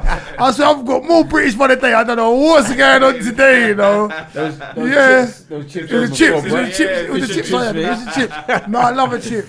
British staple, I'm telling you. But I remember we were in school in Play Centre. Long story short, we're fighting, boxing. I realised I'm in the fight now. But we're not boxing like he's boxing, but we're kids like, oh, but he's punching me and I'm punching him. But he's punching me, and I swear, no word of a lie. Have you ever seen them cartoons where he's like hair bunch or certain cartoons where you hear boom or boom like in the cartoon when something hits something? And he's hitting me, my whole head's ringing like gong. Yeah, like gong, gong, and I'm just like, for the life of me, I want this fight to stop, but I'm not letting him beat me. He's hitting me, I'm going gong. I'm still standing it, so I'm hitting it back gong, and then like as a kid. You got people around, and I swear I was in placement now, and I wasn't in my own school. Because in my own school, people didn't mess with me. Because you've already done all of that. Building up your reputation and whatever. You don't have fights like that. That's it. But placement, summer school, all different schools used to come together. So all that stuff would have to start again. If you never had a rule. But if you knew how to box properly, you could easily, back in the day, confidence, because you're like, no, I'm not gonna, or Jedi man, I'm not gonna fight you or whatever. You could do it if you knew what you're doing. But if you didn't, like when you get forced into fights. That's why I like boxing so much. That's why I like martial arts. That's why I like a lot of the fighting stuff so much. It's because you don't have to be forced into doing anything. Like when I was younger, I was forced into doing a lot. I don't got older and learnt stuff. I don't have to. You can do stuff, but see, I'm a mark, I'm a this, right? Once you stay over there and you don't put your hands over it, it's you know what I mean? It's fine. Favorite fighter before you forget? The fighter, you are. Every fight I fought against you, I've lost, mate. Every single fight I fought against you. Favorite boxer? Favorite boxer? At the moment. Does that mean that to be boxing now or just generally my favorite boxer? My favorite boxer at the moment is Mike Rascal Tyson. No. That boxing at the moment. Then I just take it back and say Tyson Fury. There you go. Yeah. Cool. Do you know what I mean? And the reason being, and I'll give you a reason behind it as well, is because I know a bit about his backstory and how life can be and take you down the road. He had drugs, he had this, he had that. But generally it's life as well. Just because you're the boxer and you're this and you're in the limelight, you're still a human being. So life can take you down the road. We've done mental health, so some people might be going down the road, you're strong enough to get back. But the fact that he got back and where he is now and his iconic level and then his intelligence level, when I hear the man speak and then I see his kind of like, his energy is in as, this is my perception of him, his as a human being, I think he's funny, jovial. I don't think he lies to the camera like. He sings at the end. He sings, that's singing, oh my God bless him. But I'm just saying, I think I love him because he just seems like a dude. If I saw him in the pub, I'd have a drink with him. Do you know what I mean? But I don't go to the pub. Or if I speak to him, he talks to you straight, like, what are you doing there? And he just talks straight. Like you just can't buy that. And he can fight. And he backs his words up. He's a dirty fighter. I see him doing some dirty moves as well. As a heavyweight, he's definitely one of the best. Yeah, no, but I just boxers. Canelo's cold though. Who's Canelo? Yeah, Canelo. Who's Canelo? He had a fight against Lara as well. What weight is that? Middleweight. Yeah. See, He's this is moved up a different. bit, It's different for me because middleweights and featherweights. You see boxing, not the heavyweights don't box, but you have to box. You have to move out of it because it's a different game. It's a different game That's to what I me. said, like, it's like heavyweight fighting, middleweight fighting, and then you got like featherweight fighting. Mm. You know what I'm saying? Like, featherweights are gladiators, mate. but that's why it's annoying that. But also you see like what's Mayweather? He's like a welterweight. Welterweight, innit? Yeah. So it's like Light, innit? Yeah. Bag of sugar, innit? So He's like me. I understand when those people like more defensive fighters because it's their size, everything. You know what I'm saying? Like it's more about skill at that size as well. You know what I mean? Whereas like the heavyweights, sometimes when you put their being when they defensive fighting, I remember like when Andy Ruiz beat Joshua. Yeah. And then Joshua came back to fight him. And they made sure the ring was bigger, and Joshua just pretty much ran from him and held him with the jab through the whole thing. Yeah. And like again, it was just like. Who was Andy Ruiz was defending that time? You think? Or he was defending. He was defending he beat him, so he took his belts then. And he took it back. You mean? Yeah. Yeah. But it's scary though. Thing. Like sorry, was you finished? Sorry. No, I was just saying. Yeah, I just me personally, I don't like when heavyweights take. The defensive, the different, like you've gone to a different way of fighting, because different weights have different ways of fighting. Oh, okay, like, yeah. You're fighting like a welterweight, yeah. But you're fighting like a welterweight against a guy that's way more overweight than you as well. So what's you understand? Yeah, I mean, I don't really like heavyweight fighting because it's not as technical. It's not. It's not. It's just like whoever hits first, then they've got the advantage. Yeah. It's like when you watch proper like. Top 5 middleweights and welterweights fight, you are watching like some class boxing, like Olympic boxing, brawling. you get the whole mishmash together, and it can sway at any one time. Yeah. With heavyweight fighting, you're not really watching Olympic boxing. Sometimes you get a bit of a brawl, but because they hit so hard, one of them hits hard, the other one's legs will go, and it like even in the fight with Wilder and Fury, like even there was a punch that Wilder threw, and I was like, who taught you to throw a punch like that? Yeah. It's like, where you learning how to box? Like, what? Why is this like for a belt? This should be like in a bar somewhere. White collar. Yeah, white collar fight. It's like it's just so crazy the way how like they fight and even that's the thing with even boxing. When you go into most gyms, you have like 2 heavyweights. Yeah. And then like 10 welterweights. So where they're honing their skills against one another, the heavyweight will fight one heavyweight, and then he'll maybe fight a few lighter weights, but not really. He can't really exercise himself. Yeah, exactly. So it's like when you hear these heavyweights saying, "No, we're skillful." No, you're not skillful. No, you're not. Like heavyweights are not skillful. I don't like watching them. They're just big giants that don't really. Don't be like that, mate. Don't be like that. No. We got to pump the brakes on that. You're pumping the brakes on that shit. I don't like you guys. No, it's fabrication. This is I'm just joking. This is one of the nicest guys you'll meet, unless you got to meet him in a little square ring with the gloves on. Yeah, other than that, it's a lovely guy. Lovely guy. Usyk proved that point because Usyk boxed Joshua, but he boxed him with that you see, because he's a cruiserweight. Yeah. He's cruising through the weight, so he needs to have all of that skill and that. But now I forgot what I was gonna say about the heavyweights. What did you say about the heavyweights? You said heavyweights ain't got no skill. Yeah, I don't really. No. The heavyweights haven't got as much skill as the heavyweights, lightweights, bantamweights, but they've got skill. They're in there. Please don't tell me they ain't got. They train. Yeah, they train. They've got skill. Beat that up, press ups. Come on, man. Squats. I wouldn't want to go across from any of them, and I'm a heavyweight. Like literally, like unless I had a 6 years or more. I mean, that's the thing. I personally don't want to get hit by a heavyweight, but I'll talk about it when I'm outside. Yeah, stop talking all that shit, man. But you gotta understand what he's saying, because like I say to you, it is a bit like you put 2 gloves on 2 grown men. Yeah, it kind of looks like a heavyweight fight. Yeah, 2 big men. Yeah, I was gonna say, all right, yeah. Like, they're not shit fighters, but they're not the great. You know what I'm saying? They know how to have a little brawl. Yeah, give them 2 gloves. That looks like a heavyweight fight. Do you know? Actually, you should go and watch the Cuban guy. Yeah, this Cuban guy is like 40 years old. He fought Wilder, outboxed him, but it was just the fact that Wilder has that one punch. Yeah, I guarantee you, if that guy was younger, it would be like Usyk. It would be like Usyk. Is that a boxer? Yeah. Yeah, like there's the guy called Ortiz. Yeah. See, I don't. That's what I say. I've really kicked myself by saying a lot much. I remember when it's boring as hell. AJ, I think he fought Klitschko.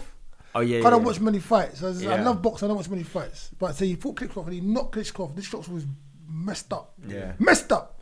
But he's like, Klitschko was, that he's messed up, but he was still like this. And this thing what Klitschko did, it managed. AJ was like he missed every punch. But I'm just saying that was the instilling of the training and everything that just got you going And for me, when I saw him fight, even though it's heavyweights, it was like a good fight to me. Yeah, I like the way they move. Klitschko's a heavyweight, isn't he? Obviously, he moves good. Yeah, or even though he's over the hill, whatever, he moves good. Yeah, and I think you're gonna have some heavyweights or a lot of boxers, like in football level, that don't come through because they get a little injury here. You don't get to see them, but they're bad boys, and I'm sure you'd have a nice little tear up. You know what I mean? I mean, like with heavyweight boxing, I feel that they are suffering a bit because like things like basketball.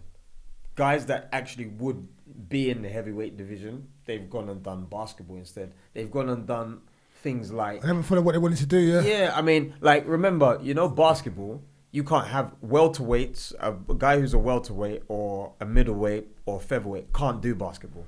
So... Why would it get knocked over? No, it's just not big enough, not tall enough. Like the average welterweight is like my height, it's like 5'8". Okay. So... You will not be found in the NBA at 5'8" unless you're like James Worthy, just like one off. Iverson. Iverson. But then all these characters, and I often said that if the NBA wasn't that kind of Lucrative. attractive, lucrative, you would find a lot more of those guys probably edging over to boxing, and then boxing would be at the heavyweight level. It would be a lot more exciting because you've got it takes like too long to get paid from boxing. That's the thing. That's the thing. Yeah, it takes too long to get paid. Yeah, but I think like go on. Sorry. You see, like boxing, say like basketball, football, things like that. Yeah. When you get to a certain space, even if you're semi-pro, there's a check.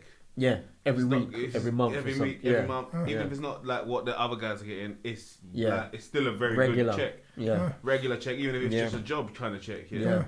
When you could be boxing and you could be just at that level just before that big time level, and you still ain't getting paid. Yeah, I know. I'm saying, look at my road. And the wear and tear. I've never, let's call him no names, but there's one guy, we know people that be bossing for ages.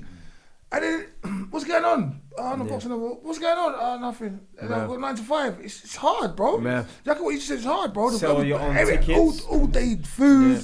He sold me tickets to his fight before. Dude, all sorts of shit. You know what's is, the ends as well. Like, because the ends, when you're winning, hey, they're your best friend. Yo, you're the guy. The ends, we say? Like your local area. Yeah. When when's your next fight? The day you lose.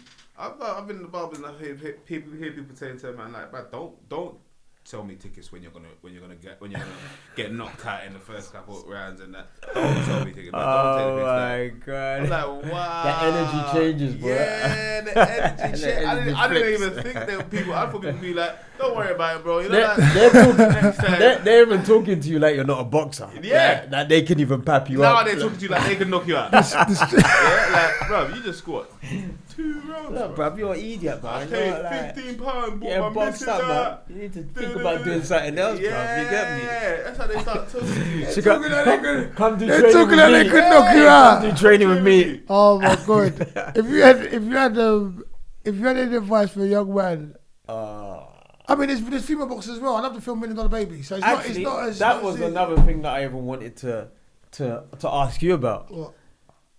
Right, we all know that in boxing we have males boxing males, females boxing females. Beat up the women. No, I'm joking. And the women are doing quite well. Yeah. I mean, there's actually some fights that I'm actually looking forward to in the women's. And not to say that I shouldn't be or that I should be but I am.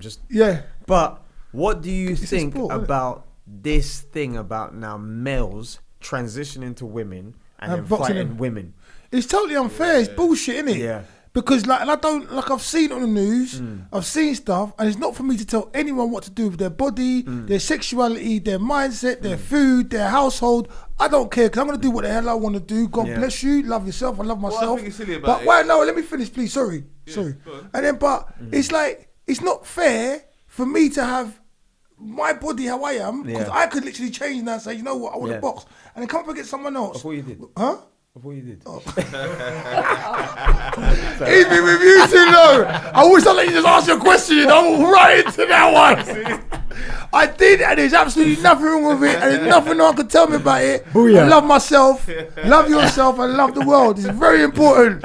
Right, going on. Make any changes I want. You can ask what you want to ask now. I'm coming back. I'm saying the silly thing about it is, to me, is that you get if you take any enhancement drugs or whatsoever, you're gonna be disqualified, right? And banned for how long? So, but if you take the hormone changes, the full one, then it's okay. It's wrapped up in nonsense. You still need to take tablets to become the other person. I think it's just he's right what he's saying. I mean it's because it's still altering your DNA, your physicality, something inside. But I just believe that the people that are making these like the rules or making the things, they just got nothing better to do with themselves. Because the same thing we was talking about, it's alright to have your gang and be in your gender, or being like you be police, I be roadman, you be fisherman, you be this. Yeah, go and fish and buy fish. Who am I to tell you to eat chicken because I eat chicken?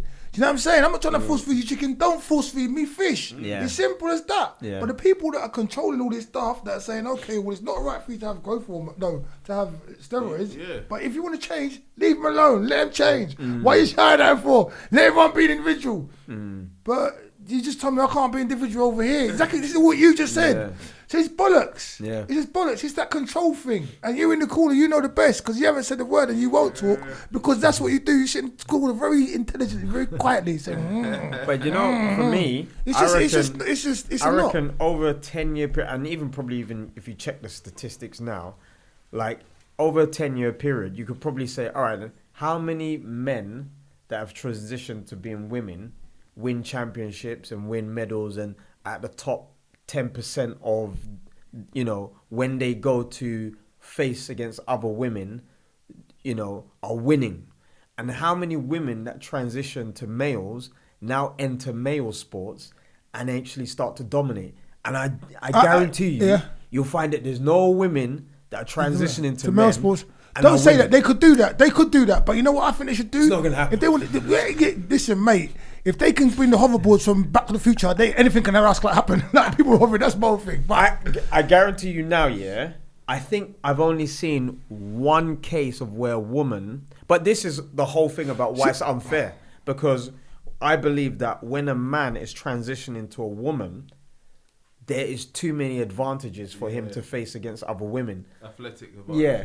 And then when a woman can beat a man in some sports, even, you know, there might be a one-on-one competition. There might be a boxing. Yeah, even tennis. But statistically, if you get 100, you replicate that 100 times, I feel that the man will always have that physical advantage over the woman. Okay, how close do you think we are to being asexual? I think... and I'm saying, with everything that's going on right now, because this is just something everything is going on. I think food is one thing that we have to look at because, you know, with the food that we're eating, naturally... I was thinking about this. I think naturally you'll get some food that makes you more asexual because it changes the chemical systems that, you know, are working with the pineal gland and all that stuff when the child's developing and understanding, developing their sexuality. You know, because they say that when the embryo is there and it's developing, you only develop the penis after a certain time. So it's always a female and then it develops into a male. So the chemicals that are playing about with how that child should maybe become more attractive to males or become more attractive to females, I think food tampers with that. And I think if you look at all the things that we eat nowadays, it's not what we used to eat 100 years ago. So already we've changed things that weren't happening to us for like 2,000 years, and now in this last 100 years we've changed it. We didn't have genetically modified food, you know, back then. So the shift's been made. So do you think also now we're getting down this road, do you think that this food intake has also contributed to the change in mindset and brain power of a lot of people? I think so, because even they said that the hormones that they introduce into cattle to make them bigger then leaks into the milk. Okay. And they said something about even girls, how they are starting to develop breasts that are bigger. You know, like on average, there's something that is changing within like puberty. It's starting earlier. Yes, it's saying it's starting earlier. Yeah, exactly. There's changes, and I think the food is something that has been changed so drastically. Like even with, you know, companies like Monsanto, where they have profit as their main goal, directive, and they create a seed that destroys all natural seeds. So then, when you as a farmer want to plant, you can't harvest the seeds that, you know, have come from the fruit that you've bared before. You now have to go to a company and buy seeds. And that's where they have the monopoly over food. So if we leave all of this Hold up, wait a minute. So the food company has now come to your area, you're growing mangoes. Yeah. And like they said they'll sell you the mango seed, That mango seed now kills all the other indigenous mango trees that may be like the green mango, blue mango, whatever. Yeah. And so now that land is only fit for their seed that they sell to grow there. Else your seed will not grow there. Yeah, you won't even have seeds to take from the previous. Because the seed comes from the... Yeah. So, but they've done this deliberately. and they now have a monopoly over a certain percentage of food in certain countries. And this is what we always look at when we're looking at these devious entities that are doing things that are unnatural and for a profit. And we always look at them, whether they're working in the banks, whether they're manipulating sports, whether they're manipulating politics. Now they're manipulating food. Sooner or later, I mean, land has always been something that they could manipulate, but sooner or later it will even be air. So the air that you breathe, you may have a tariff of it or something like that. Some kind of nonsense where, like, because 100 years ago, you probably wouldn't have thought that you could have a monopoly on food, but now they've designed seeds to kill other seeds. And their main lobbying approach is to say, oh, the seeds that we are providing are something that are genetically modified so that we can always have things that grow in harsh environments. Yeah, pesticides, that, And it will grow anywhere. We can always be fed. Yeah, but you know that these people that are doing things for profit are not realizing that even the seeds that we have are enough to sustain us if we now look at the way how we're eating as the problem. Like when we're looking at how food is being transported around the world, how it's being land is being used in such a irregular way, so that we have these mega cities and nowhere to grow food in, so that now we have to export food from elsewhere. And it's all it seems to be done in a way where there's a profit at the end for these types of people that are controlling things, then creating these systems where there's these loopholes where they can, get contracts for You'll things. be dependent on certain things constantly, and that's it. Exactly. And it reminds me of that stupid film, Wally. You see Wally? Wally. Is that the cartoon or animation? Yeah, you see Wally? You seen it, yeah? When they're all on the ship. Where's Wally? No. Wally's, they're all on the ship. Basically, they're all on the ship, but they're all... It hasn't got any money. They're on a ship. I don't know whether it's in the water or it's in space or whatever. But everyone's just on their loungers, TV screen, whatever, Instagram here. They shout, blah, blah, blah, blah, blah. The food will come down their tube. They're just orchestra factors. They can't get off the bed. Oh. And they're getting ice cream, this. Wally, watch it. Wally. But obviously, it's like any other film about futuristic stuff what's coming up. Yeah. But it's change and develop into some... consumption, profit, health, all this stuff. But this whole human thing, like everything you just said to me. That's why I was totally silent. The room is a bit quiet as well. It's very poignant. I use that word a lot, but it's real. It's what's happening to us like every day. Yeah. And only one of the only things we can control, realistically, for me, I don't think we can anymore. Your health, bro. No, but I'm saying like... No, one of the only things I think we still can control, that's what I was going to say, is your health. And when I say that, I mean... You can't control your health. Can I finish? You go on. is training. Is eating certain things. There's certain things you can't... There's certain things that can come up like tumours, this, that. But if you train, you can definitely go to the gym and train. You can train like a boxer. Doesn't necessarily keep you healthy though. Huh? Gym don't necessarily keep you It doesn't, but between the two of going gym and not going gym, going gym makes you more healthy. I see people that go gym, they're more injured than people that don't go gym. Yeah, but what I did say was the only way we can possibly try to do it is by these things. But I'm just saying, like, you got emissions, you got all of the pollution. But so like, you're over there in the corner trying to do healthy, but, and then the counteraction will be a healthy. But what I'm trying to say to you, it doesn't, irrespective. Like, it's all you can do, because we are, for want of a better phrase, fucked on certain things. Yeah. So what I was trying to say, let me say it, is like, even if you go gym and you're drinking carbon emissions, or got the carbon emissions coming in, you're better off than the person who's eating, what do you want to call it? Little pork, this. Not necessarily, because sometimes the people that are dealing with themselves badly are more durable. Like, haven't you seen crackheads? Drop me out, mate. Listen, Drop me out, mate. No way. And alcoholics have been there from when I was a kid. I have to be with. But you still doesn't matter, because I reckon. But you got healthy. But dropped out before then. But wait. Sorry, thank you for your cooperation with my thing. But my point was. What was my fucking point? You just distracted me. My point was, what did you just say now about crackers now? I'm just saying. They're durable. I'm just saying. Yeah, no. That was my point. No, wait, hold on. My point was going off of what Charles was talking about and what we know and everything about having control over your own health. as in the food that's going into your body. And it's not about durability, it's about having control over your own health.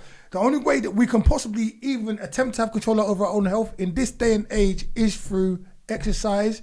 Look at the diet. Even though shit can still come into your body, you might have like overbearing health issues, but you'll be better off eating, I don't know, wheatgrass than McDonald's 7 days a week. That's all I'm saying. I'm not saying there's any right way, but I'm just saying that's the only thing we've really got control over. And the mind as well, meditation. And the mind, meditation. Yeah. But I was going to get to that. Like, I love this guy. He gets you all the time. I love you. You know, you're wanking, you know what? It's just cool. I just think, you know, we're in a world now where everything that they told us, this is, if you do this, it's healthy. If you do that, you'll live longer. If you do it, you know what I'm saying to you? And nothing actually equates to nothing. But it does though. Do you know why? Not necessarily. Do you know why? Because what we just spoke about, if I follow his boxing regime, like, I will feel good. But there's stories of like vegans and people that are eating super healthy and then it just drops down dead because they didn't have certain... they're fucked, but there's no balance though. That means, sorry Charles, but they didn't balance their shit out. They should have balanced their shit out. Like, that's what, that will go back to what he's saying. Then I can have the sausage and batter and chips and with that stuff because that's you're like, you know, so I'm not saying don't have it. But you know what? I think what you have to do, because if you look at the case by case situations, everything looks chaotic. Exactly. But I think what you need to do is look at the statistics. And I feel that if you train, but you train to a certain degree, you don't overtrain like an athlete, where you break yourself, you will live longer. So there are definitely healthier options. Like vegans, I feel that on average, they live more healthier than people that eat meat.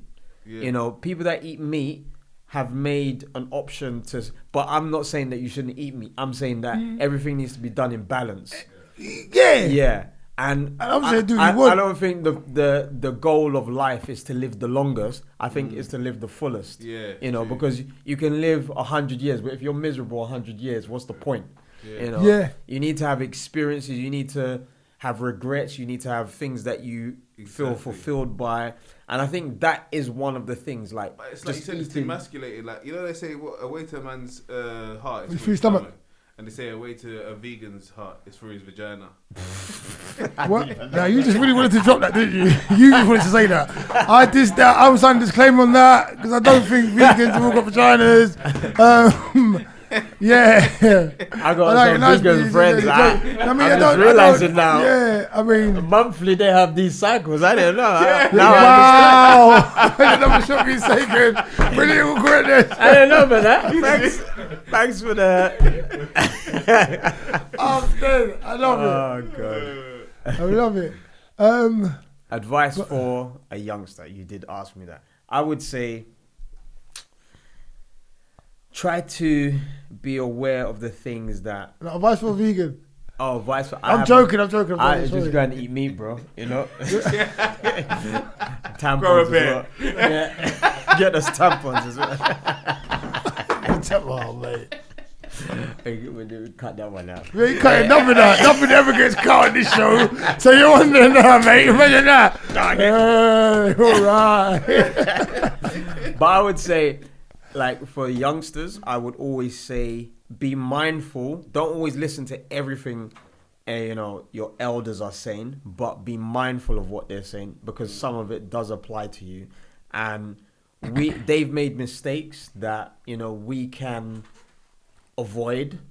And also, you have to be creative. You have to stay as young as possible for as long as possible. Keep that, wow. Yeah, exactly. Keep that one and try to learn new things.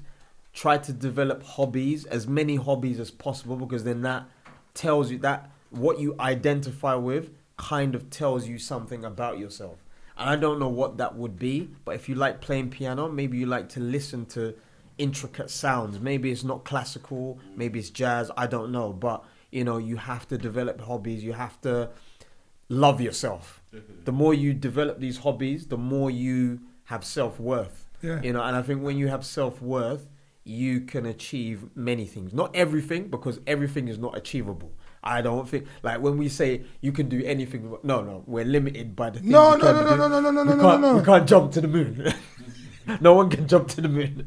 That's one ambition that I say. Physically, yeah. No. Yeah. Mentally and emotionally, spiritually, yes.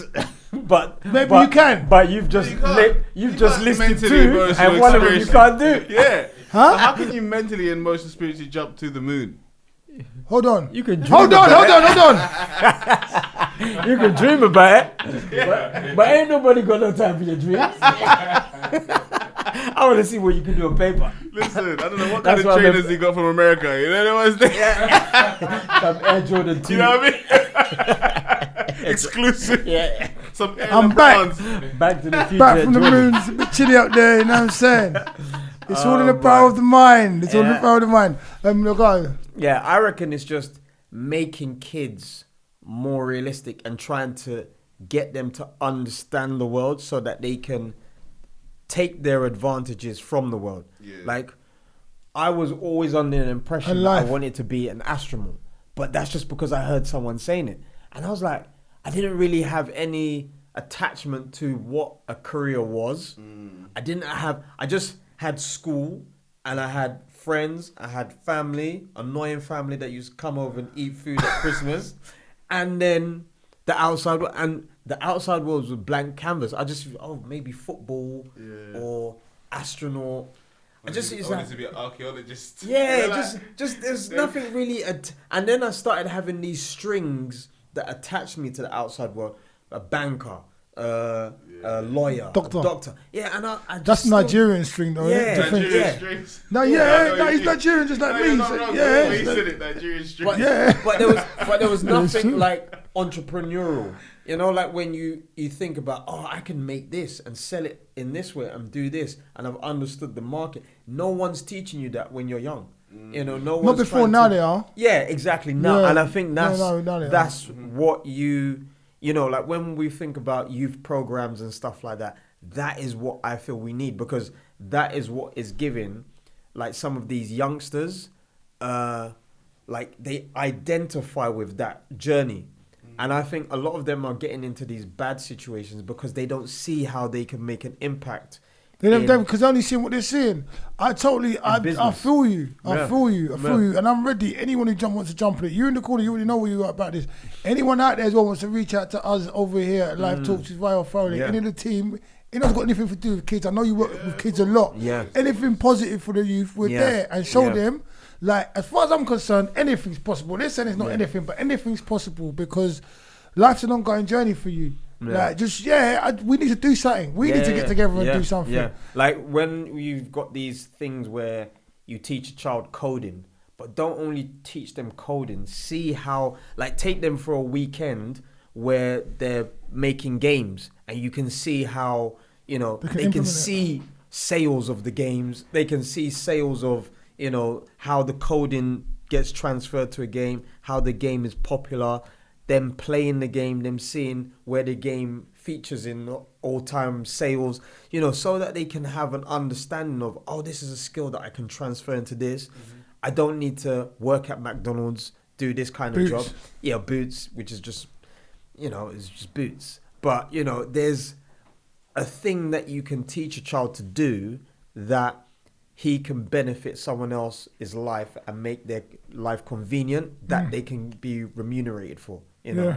Yeah. And that is the thing about, I think, this kind of thing that we want to do now with our kids and keep their creativity alive, you know, because no one is creative. Yeah, no one is creative creative when they're made to do a job that they don't like, but they're only getting money for it. You know, you lose your creativity because you feel that it's just a chore. You know, so we want to step away from that. There's so much talent that is out there, so much imagination, so many ideas. You don't even know, some guy who's selling drugs maybe has a theorem in his head that solves a mathematical problem that, you know, these scientists in the laboratory aren't understanding. You know, there's so many things that I think are just out there that, in the way how we're becoming closer with insults and toxicity, you know, rather than becoming closer with ideas. Like when you go on Instagram, how many toxic messages do you receive rather than ideas and, you know, notions, you know, complex ideas and, you know, all these concepts. About 6'10". it's crazy. Or more, or worse. Yeah, it's crazy, and that should be used for a better way. So even if you had this idea of just anything you say has to be constructive, website.com, just something like that. Just come up with something where you get banned if you don't come up with an idea. It's something like that. It has to be constructive, positive. About, even if they steal it, I don't care. All them ideas for days. Keep your childhood.com. Keep your wow.com. That would all be about creativity. So, it would be something that definitely benefits communities. I think that's where it all lies. Because it's a word community. Without the community, we're all effed. And this is where everyone's having problems and stuff. Because, like I said, it doesn't matter what you are, who you are. If you're in a community, and we're just bringing it this because it's apparent now. If you're a transgender, if you're gay, if you're black, if you're Indian, whatever, if you're in a community, then it's fine. Because if you're accepted by the community, then you're part of a community. It's fine. Do you know what I mean? We can take care of the older people, protect the younger ones. Yeah. Keep the alcohol away from the ones of a certain age because we know we've got alcohol problems. In that community, people have problems. People have problems with loads of different stuff in communities. It doesn't matter what they are. Addictions, drugs, sex addiction, all sorts of nonsense. But communities, real communities, help you build and grow. And they help each other. There's that community spirit. That's what we need more of. Yeah. I remember they said that, this kind of adage about man and woman can give birth to a child, but it takes a village to raise one. Yeah, that's what I was used to, my village mentality. Yeah, and I think that's what, even though we need to have the discussions we're having now, we need people like you, and me. You guys out there need to love yourselves and stuff, but no, and love everyone else around you, but we need community. Without that community's sense of solidarity, because if that individual shit, it's not going to wash. You're doing your own wondering, figuring it out. Then the 10 toxic messages, that's how I do it. No, that's not how you do it. Let someone across you that loves you, or who sees you on a regular basis and gives a shit about you and cares about you, help you. And then God knows you may be able to help them later on down the line and be happy about helping someone that helped you. That sense of competition, I feel like it got stronger in the 90s and kind of maxed itself out in last year. You think so? Yeah, personally, because I remember the days when family would still link up and watch Dallas and EastEnders. Oh yeah. Even just measuring it on Dallas. Falcon Crest, Dallas, Dallas, big dynasty, Bobby and Swellen. We do features here. I don't want to get me started. Just measure on that. We can say, alright, cool. That was 30 years ago. Let's just say, for example, 30 years ago, the family values were still in there. So somewhere along that 30 years, and I feel like the family values kicked in last year again, a bit more, because there was nothing to do. So, and the things that you had to do were the kind of things that we did those days, like go to the park, play football, maybe link up with someone. So you started treasuring your family again more than usual. You know what I'm saying? But it doesn't mean that the family pattern still kicks straight in. But it just you got a glimpse of it. About family, much more about family. You remembered it, exactly. Remember family, man. Remember what it was to be at home with your family. You know what I'm saying? Their annoying habits and their nice habits. That COVID period changed a lot. I cannot. I'm still remembering the first 2 weeks of the government saying you have to stay at home. Lockdown. And then it was like, yes. 2-week break. Back at it Fill again. Up the cupboards. Yeah, exactly. And then after 2 weeks, I was like, okay, all right. Why is this not stopped yet? It's like a 6 weeks holiday. It's like a summer break.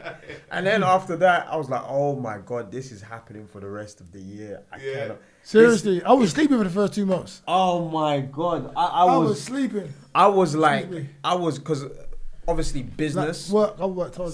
Finished. All my clients finished, Boxing, coaching, teaching, boxing, competing, finished. The gym was still open, kind of, was not supposed to be. Some policemen were even going in there training, so that's just to show you everyone was breaking rules, so. But but I'm not gonna name the club that I go to. I mean, if you rewind the tape, maybe I've already done that. So, but and that's all I want to say on that. But that was part of the people's mental health, shutting down mental health. Yeah. Any kind of mental health release.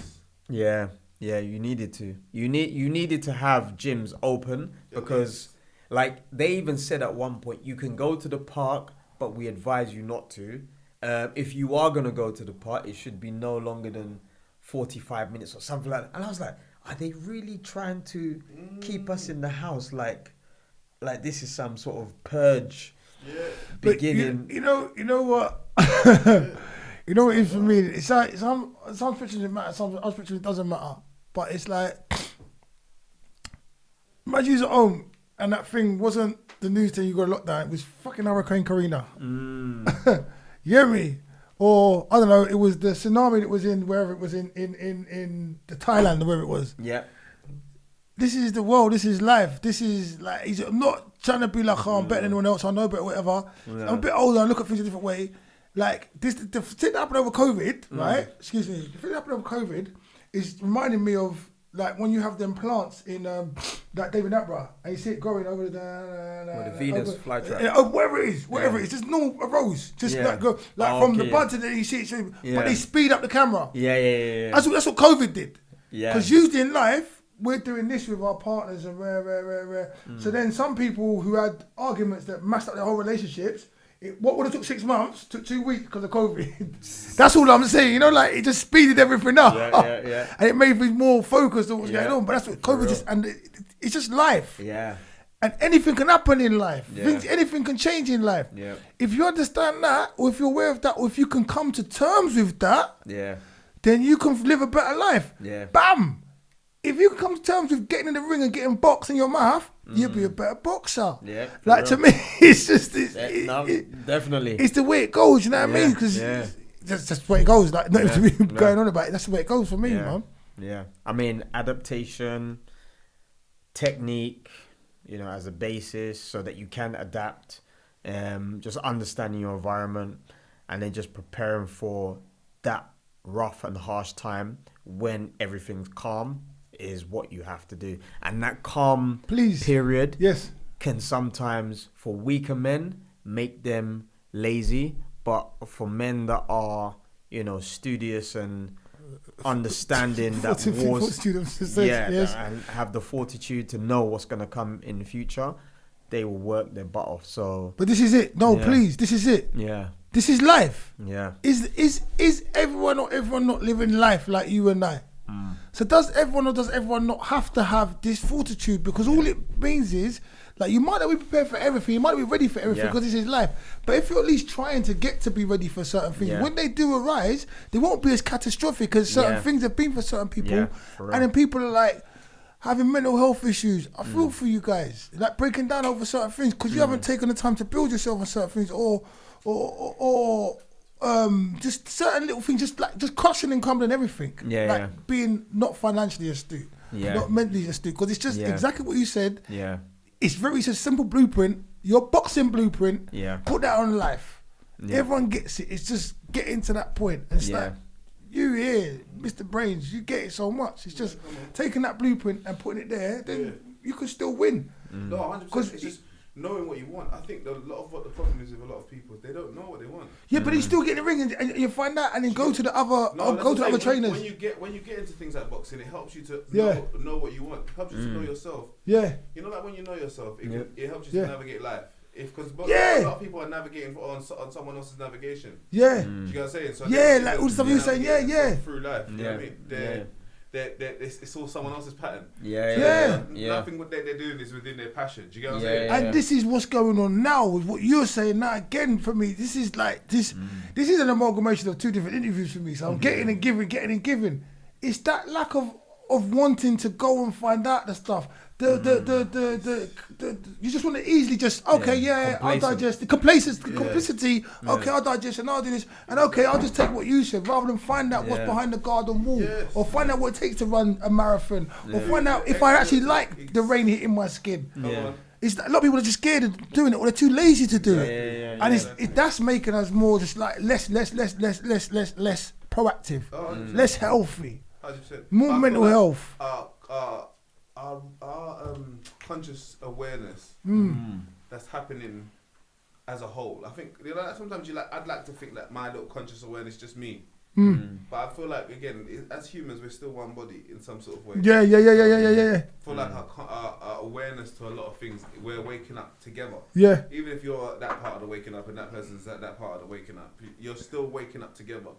It's like and there's a lot. We look how many times every conversation we have, it's a level up. Yeah. No, we're poignant. Our brain up, level. You know what I'm saying? In terms of it's never some conversation that's going down that way. So it shows you once you're on that frequency, the people that you'll be around and having these conversations with will be on the same wave as you. The collectiveness of frequency, what you just said to me now, like just makes sense to me. Like we are, even though we're individuals and stuff, we're still living together and stuff. Because there's certain things that hurt us all, certain things that affect us all, upset us all, make us all happy as well as a collective, as in like a group of people. Yeah, like I know there's certain things that I would see. I know collectively, like it would hurt. There's stuff that makes wow, and like so we are, as much as we want to say we're individuals, we're still collectively. Universe, isn't it? One soul. Yeah, which is why I think that's why they done what they done. And I don't want to get too much of the conspiracy thing, but that's why the nation's been so like, mental health on the rise, this on the rise, which it is on the rise, and I wish everyone all the best. But if everyone, like, they're fear mongering it to certain people, and everyone's thinking it spreads quicker like that. It spreads a lot easier. It's spreading in the body, guys. Saying mental health is on the rise is a good thing, but they don't tell you that. Yeah. Why? Because mental health isn't a bad thing. Yeah, we've had this discussion. You know what I'm saying? Mental illness is a bad thing. Yes. But a lot of people, when you just use the word mental health, like that word itself covers everything to do with being mad. Yeah, but my point, you're right, and that's my point. My point was like, mental health it's has the body. a lot to do with being sane as well. Yeah, it's the body though. A lot to do with being able to get things done. Like your mental, people gonna say when you say the word mental health, it takes you straight to the mental home. Yeah, but it's still the body. It's still the body. It's still the body. It's still the body. Right. No, you're right. You know what I'm saying? That's what I'm saying. You're right. It's still the body. Like that mental, the health. However you want to depict the thing, it's still like there's people having a good mental health and a bad mental health, but it's a collective thing. That's why we're seeing so many examples of certain things on the road today in different places because they're going through it as a collective, as you said initially, as the human collective. Plus, they give you an idea that there's some place of perfection. Place of what? There's a place of perfection that you need to be close to. What, grass is greener and all that? Yeah, I'm just saying, like, who is the perfect guy and the perfect woman that we need to learn from? We've had this discussion already. Because I remember last time, you said it was me. No, I'm just saying, like, there's no perfect. No, you said it was me. What? No, I remember we had an interview. We said the same thing. You said it was me. Yeah, not me, like me, like, okay. Oh, I said I was the perfect. Yeah, that's it. Nah, it can't all be me. You know what I mean? So that's not fair. You can't really. Oh, fuck out of here. But that's my point. It makes sense for me to think I'm the perfect guy. It makes sense for him to think he's the perfect guy. And you're supposed to think that of yourself because we're running our own movies. You can't be a co-star in your own movie. You know what's there? So you better be the main star because you're the only lens going on. You're the only lens that's recorded. And I do like that. How long has mental health been really studied? Like, did we hear about it? Because it's a new thing. Yeah. No. See, this is that's one of them things. No, just the word of it. I know exactly what you're saying. It's just like that whole saying of it. Yeah, but that's the thing for me. Anxiety. I didn't hear that when I was a child. Yeah, but stress was just like what you have with your breakfast. Exactly. You don't complain about stress. You know what I mean? Yeah, pussy then. Exactly. Mental health for me was dealt with differently in our communities and stuff. It wasn't mental health. You never had a label, so it couldn't be treated with something that had a label. It's the same as you should about teaching. It's individual for each individual. If you had someone that started to call, do what you're doing right now. See what you're doing right now. In my village, back home, when we was young, there was a boy who used to bite his finger. Every day, bite his finger. His mother tried to move his finger from his mouth. He bit his mother's finger. I studied the boy for days and days. I don't know what I'm doing next. That minute. I studied the boy for days and days. He used to bite his finger. And still blood started coming. One day, I said, let me take pepper. I put on his finger. Do you think the guy put his finger ever again? Yeah, that's great. But it's the way I just made that shit up as well. But all I'm saying is, that same mental health or the thing, whatever, what someone could call a mental thing that you're doing, someone who loves you or something in that village or whatever wants to take time and analyse what's going on, and then give you something to address it. Yeah. And then from there you move on. Do you know what I'm saying? Or if you know the perfect person that we need to be more like, then we can all be more like. There isn't one. Yeah, there isn't That's one. what I'm saying. There isn't But one. if there isn't, so how do you, so where is the mental perimeter? What's it based on? See, that's the thing. I think what they would do, they would look at states. So a state that your brain should be in. So like you should have a level of contentness with things that you have. You should have. So they won't actually be very specific. No, they'll be general. It's just general. Yeah. Do you know what I'm saying? So Yeah. that, but then they still not a display of of perfection. So it's like, if I display of perfection, how are you gonna tell me that I'm mad or he's mad or he's mad? Maybe he's perfect or maybe he's on the right line. I'm not saying that you don't. Yeah. Perfect. You know what I I mean, Perfect. it could be a device that they're using now, because like at one point, gay people were seen to be Perfect. mentally. Yeah. Perfect. Yeah, like Perfect. No, mentally challenged. Challenge. Like, Why? Because they're gay. Yeah, like in the 60s, around in London, Yeah. I think you But that's could get ignorance. arrested. That's ignorance. But you know what they did? They used science. Who did? They used science. To complete the argument? Yeah, to Get them, they're quacks, man. Even black people were seen as Inferior. less inferior. Yeah. Yeah, but I've seen Yeah. that nonsense. I've Yeah. seen some. You see it on bloody Django. You see on other things. What they just Yeah. use. They want to use things, but yeah, one fire upon all of them. They had this white guy with glasses with a White coat, yeah. So we have tested the subjects, and we have seen that on a parameter they show to be less intelligent than the average white male, and this is fact. That is how they had their science coming out. You know, I They- like that. and they had the guy in a dark room with some, those Slideshows, vials, slideshows. those vials behind him. So it looks like he's in the environment of just being, like he's just experimented on, and he's now just presenting his fight. And then every white person on the team, oh yeah, well it's fact. Obviously, we need to treat course, it like this now. yeah. We need to be racist. Come on. So that is the whole kind of thing about how much science do we believe, how much of our own experience do we have to lean on, and I think this kind of whole cycle now of this COVID thing, how we're looking at statistics, how we're saying, like, they're just telling us Italy's going up in numbers, the UK is going down in numbers. Like, how much of this stuff do we believe? Like, how much of the stuff? Where's it coming from? Yeah, Where's it coming from? where's it coming from? Exactly. Yeah, that's the thing, and we can't. I mean, what can we do when the government tells But us? this just goes back to what I was saying before, mate. What I was trying to say to him over there, mate. Health. That's what you got control over. Your health. And That's I the was talking about the physical believe you and the ain't- mental health. that's The the only physical thing and the you can mental. You ain't got control. The only thing you possibly got control over, because you ain't got control over nothing else, cuz. Bro, That's my point. let's put it this way, yeah? No, that's my point. You know what I'm saying? I'm saying, if you ain't got a job, what you doing? Chilling. Exactly, what gym you going to? House gym. Park gym. What food you eating? Huh? There's ways to eat without an old job, bro. Not everyone, not for everyone, bro. But everyone, even if they're man there that I see going in the bin, even the man that's on the train, listen, I haven't gone out to sleep tonight, I want a couple of quid, I'll take food and all that. There's ways to get food in this country. This country here? No, I'm not saying that there isn't. I'm just saying to you, there's other things that take precedent in your survival. Like what? Like having a job, or not even just having money. No, but who having cares? income. Bruv, you talk about them crackers and them bums on the road. They don't give a shit about that. When they're hungry, no, they don't. When they're hungry, they get up, they go and steal. When they're not hungry, they sleep. Crackers When they lay get down money. when they want, they piss and shit when they want. Crackers get money every day. This is alright. It just don't look like they get money, man. But I'm just saying. But the only thing you got control over is your mental health and your health. That was the point. I know what you say. I'm saying it's good to try and take control over it. But I'm saying to you, in Yes. the world that we live, and I'm not knocking it. It's like that. That's what I'm saying. It's the same thing of just understanding that there is no place of perfection can help a lot. Yeah, but we got that though. But I'm saying with your mental health as well. That's what I'm talking about. Yeah, but there's no. I'm I not know. confusing the fact of there isn't no space of perfection with your mental health. All I'm saying is, in light of a lot of things you said, a lot of things you said today, and the way I know it is the way I keep control over my stuff, over myself, over my happiness, and certain other things. Because it's hard. I get depressed. You picked me up 2 days ago when you phoned me in the morning at the weekend and said, "Hey, how you doing? You all right?"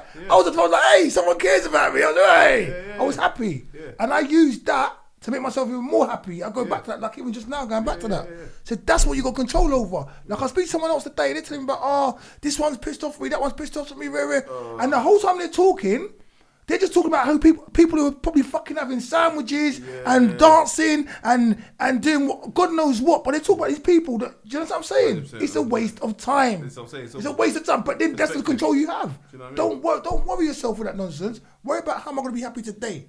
I enjoyed that portion of chips and sausage and batter. If you're a vegan, I love you. Yeah. Simple. Yeah. And I'm happy. Yeah. I'm enjoying you. I'm enjoying you're here now. I want to enjoy it afterwards because I see you. I'm very happy. You understand what I'm saying? That's what I'm saying. And that comes down to you knowing yourself. Yes. And that's what I'm saying is that a lot of people try and go for someone else's happiness. Don't. I'm not saying being healthier your way doesn't make you more happy. Or make you know what I'm saying, the way you but I'm saying I couldn't follow his pattern of how he makes himself happy. Yeah. I couldn't follow yours. I can only follow mine. I can only research myself because everyone's relative. Busy. Yeah, it's relative. There's some of them people that just like that. I don't know. Listen, for them to get that massive on the sofa, you must have liked that shit. You know what I'm saying? It's vicious. No, that's not fair. That's not fair. That's not fair. Whatever it was, you liked it. I saw someone like that today. That's a challenge to even get like that. I saw someone like that today. Sorry, bro, because I love this. I saw someone like that today because the guy was sitting like this. Like this is hands on that's his hands on his belly. And I can't speculate to what happened or what didn't happen. I could only put myself in his shoes. So when I saw him, I was thinking, how did he get that fat? His belly was this big, right? Yeah. If you're big, you can change your life and everything. Don't take anything personally, please. I was thinking, how did he get that big? And I said, there must have been a point like what you said. It's either he was fat and he just said, you know what? Fuck it. It's the only way I'm going to get my pleasure. Or he's like doing it and it's self-harm.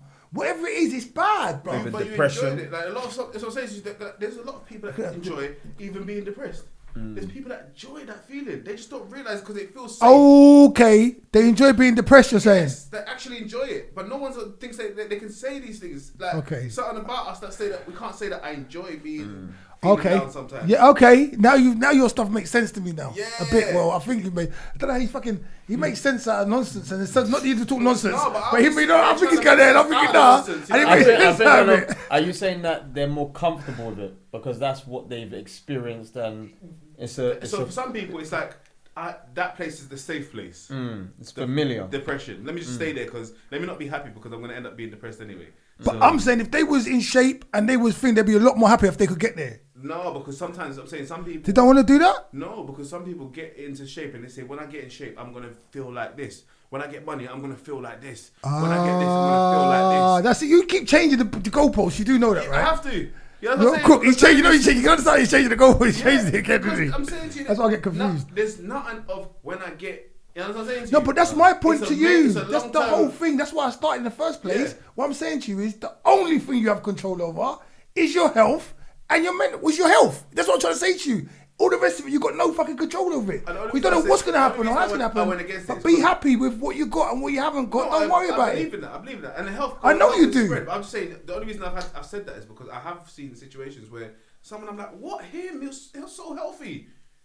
Oh, I don't care about them. You know the ones there. I want to talk about boxing, man. I love you. I love you. I'm talking about boxing. You didn't expect that person to be that sick. To go. Like even in the last couple of years, I've certain people that's gone. I would have never expected, bro. What, committed suicide or no, even COVID, if you want to call it that, or whatever it may be. So because I can go into my conspiracy side of it and all of that, but I'm not gonna go. I'm just saying within the last 2 years, I've seen people go that I'd never expect to go. Yeah, but it's life. Healthy guys. No, that's what I'm saying. That's what I was saying. Anyone can go, it's bro. Nice to have, but the control that you have over your health doesn't have a definite guaranteed ending. That's what I'm saying. You see that grin? Your grin, you just grin because no one else can see your grin. You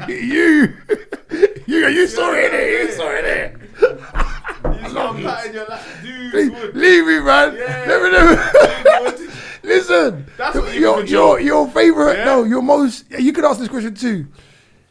Anyone can ask this question if they want in the room because I know everyone must have had a fight at some point in life. Your favorite punch or your most, what you think is the most effective punch? Can I start this way to this way because you're the boxer. I'm gonna get back to you. I know you're my guest and I've been talking behind the camera a lot. I'm really sorry. Nah, that's cool. Wizard. Uppercut. Adam's apple. Wow, Carl McGraw in the house. That was Carl McGraw in the house. He took my apple. We got two McGraw. Listen, if you come up against these guys, don't fight. It's better for you. Go on. It won't last long. Go on. I took it straight to the streets, man. I've done that one before, but chin. No, if I'm going to go to boxing, the chinny. God. Chinny chin chin. So I would say right here, the Solar plexus. Yeah, just there. Yeah. Get them to just breathe out like that. Yeah. Just do that. Just do this. Yeah. Don't punch them like this. Yeah. Punch them like That. that. Oh, Yeah. like up and in. Yeah, like almost like an uppercut, but just rake it in their body. Yeah. And then go. And you wanted to hug the Yeah, fish. man. Because it's slip. Because when you throw it like that, Yeah. it's thinner that way. Yeah. So when you use like that, it's more wide, so it can get caught on like maybe the elbows. But when you slip it right in between, they're even surprised. They're shocked Yeah. because they expect to block that. But yeah, It just goes through every yeah. time. When you can slip that in, oh my god. I think chin. I'd go with you on chin because I've hit people in the chin and I didn't expect them to go down. They've just gone down like a sack of potatoes. Like it's just with the weight that I've hit them with. Like not like don't advocate violence ever at all. Yeah. But it was boxing thing. But the weight you've hit them with and it's just gone down. I was like I thought, nah. I just didn't. I really didn't believe they've gone down off the weight of that. You know, there's certain parts of chin you have to go down. Yeah, and the back of the head as well. I think as well. That's prohibited in certain things as well. Short circuit your stuff, doesn't it? It's really dangerous actually. I want to start wrapping up. Yeah. I'm so hungry. I'm hungry as well, bro. I ain't been training like you. I'm so hungry. I thought I was gonna sleep here, but like, See, no, you know sleeping here. If you want to sleep, stand up. We put you to sleep if you want, mate. You know what I mean? Close your eyes. You close your eyes. He's like, I remember little Mr. Miyagi. You are Daniel's son. Come on. No, he messed me up. The 90s. Oh, no, you brought me back. You brought me back. Listen, going back to the 90s. I love you, Going back to the 90s. I was trying to wrap stuff up. Going back to the 90s. In my days, all this knife shit wasn't happening. And I've been talking to the camera a lot, and I'm here with you, but all this knife shit wasn't happening. Man was having straighteners. Yeah. We would go outside, have a problem with someone, you'd fight with them. They punch you, you'd punch them. They kick you, you kick them. One-on-one, Yeah. When you finish, you shake hands. Or tell them go away, but you left it at that. And you went home to your people, they went home to their people. Yeah. It was all good. And you even had a sense of achievement within yourself. And it built character. Yeah. What happened to the kids these days? General as well, for everyone, Because it's like, we need to get some of that back. And I just think, like, I don't want to make it derogatory. I think that's back again, back to the word community. Because with the community, it would be the older man and say, what, you two arguing? Come here. Like, go on then. Get in here, sort it out. I'll come back, shake hands now. Done. I think the lack of respect that happened. There was a lack of respect for different generations after a little while. Community though, because if I can respect you as the older, then that now filters down because at one day you're gonna be the older telling the youngers. People are using this YG and OG stuff the wrong way these days. Each other neither. So like, my thing is like, we even had like, if you get to a beef with your friend, there's certain things you wouldn't do, even if he lives with his mum and all of them things there. There's certain things you're not going to do, and that's auntie. So definitely not going to auntie's. You'd be mad for her to hot me up. I could never be bad for your mum.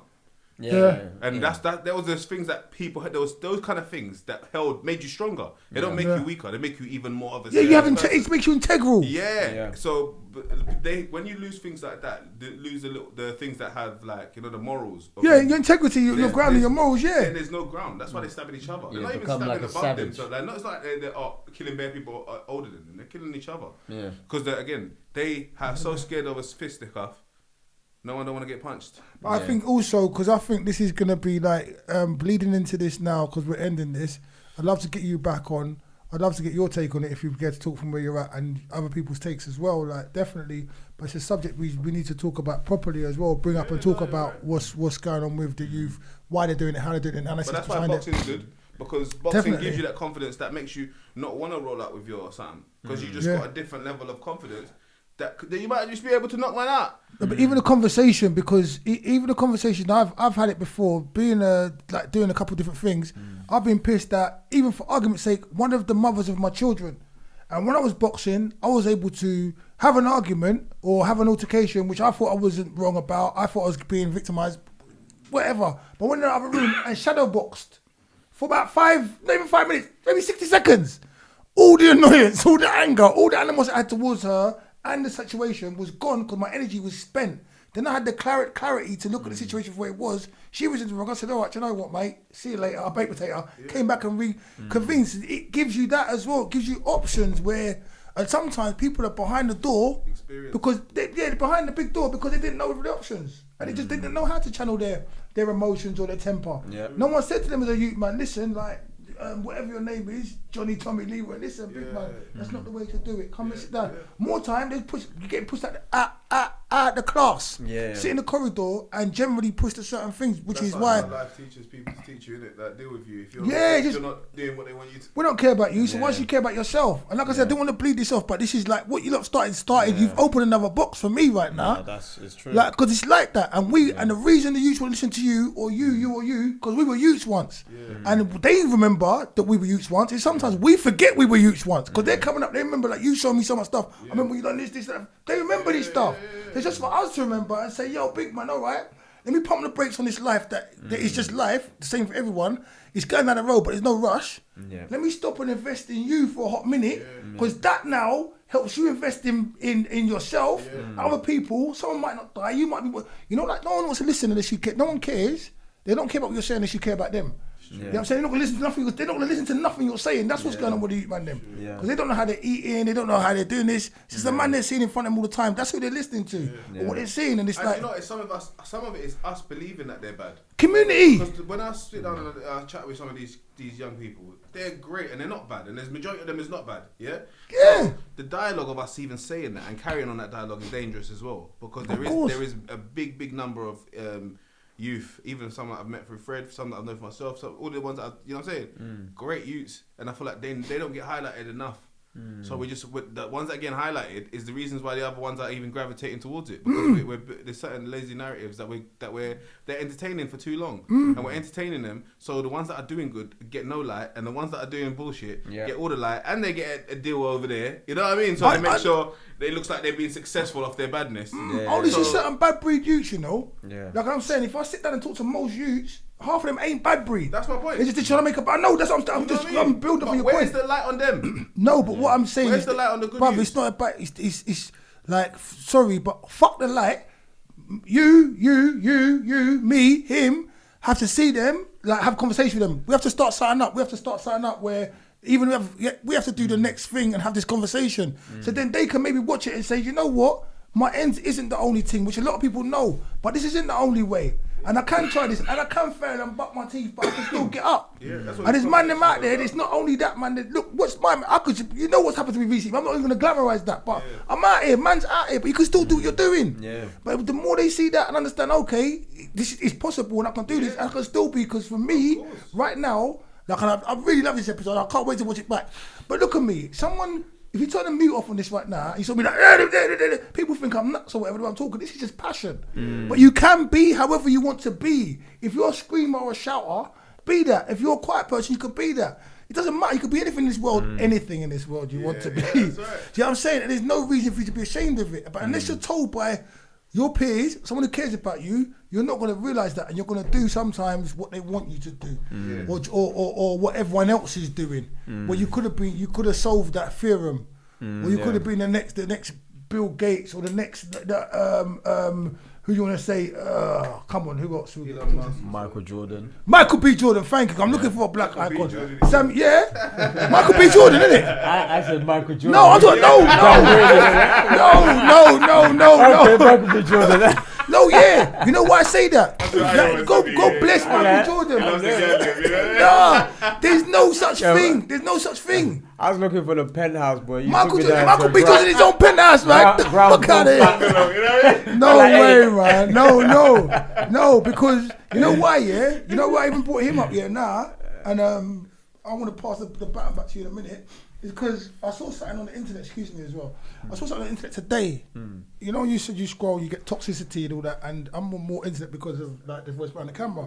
And it said, it was Michael B. Jordan. It's them, you know, the wealth captions. And it said, just because a man's being nice to you doesn't mean he's flirting with you, ladies. Just means his mum raised a gentleman, and it had him behind the caption. And to me, he embodies all that kind of stuff. And I've seen him go up, and I don't even know why I use him as a reference, but he's as good as Michael Jordan, because we're all good. We're all good in our own ways. I heard that. But yeah, and I believe that. Love yourself. I love you. That's true, but Michael B. Jordan ain't no Michael Jordan. Yeah. No, he's not. He's good, but he's not that good, buddy. All right. Let's put this into context now. 'Cause I like to fight back. Michael B. Jordan is my Michael Jordan because I'm an actor. How about that? How about that? I don't do basketball. How about that? He's too young for you. Are you nuts? From The Wire till now. MB Jordan, you mad? If you see the Rosie from when he started in The Wire up to where he is right now, he's a fucking powerhouse. It's not Michael Jordan. Yeah, What? he's good. No, But okay, Michael Jordan, you ain't gonna get me on this one. Michael B. Jordan is a serious. Like, I got ratings for him as an actor. like Michael B. Jordan's good. But we're talking about legends now. We're talking about Hall of Famers in sports that he didn't even do. Okay, so let me put it to you like this, yeah? Michael Jordan's retired, right? Michael B. Jordan's still a baby in his sport, right? Yeah. So he's got time, right? He's got time. So anything's possible, right? You better make good use of that time. Yeah, anything's possible, right? That's what, I'll rest my case. Anything's possible. I can see another Floyd Mayweather. I can see, and that's another thing with the money stuff and all that. I think that pioneers like Mayweather has shown us not to go back to the Don King days and certain other days. And now people are more like the DMXs and across the board and loads of different things.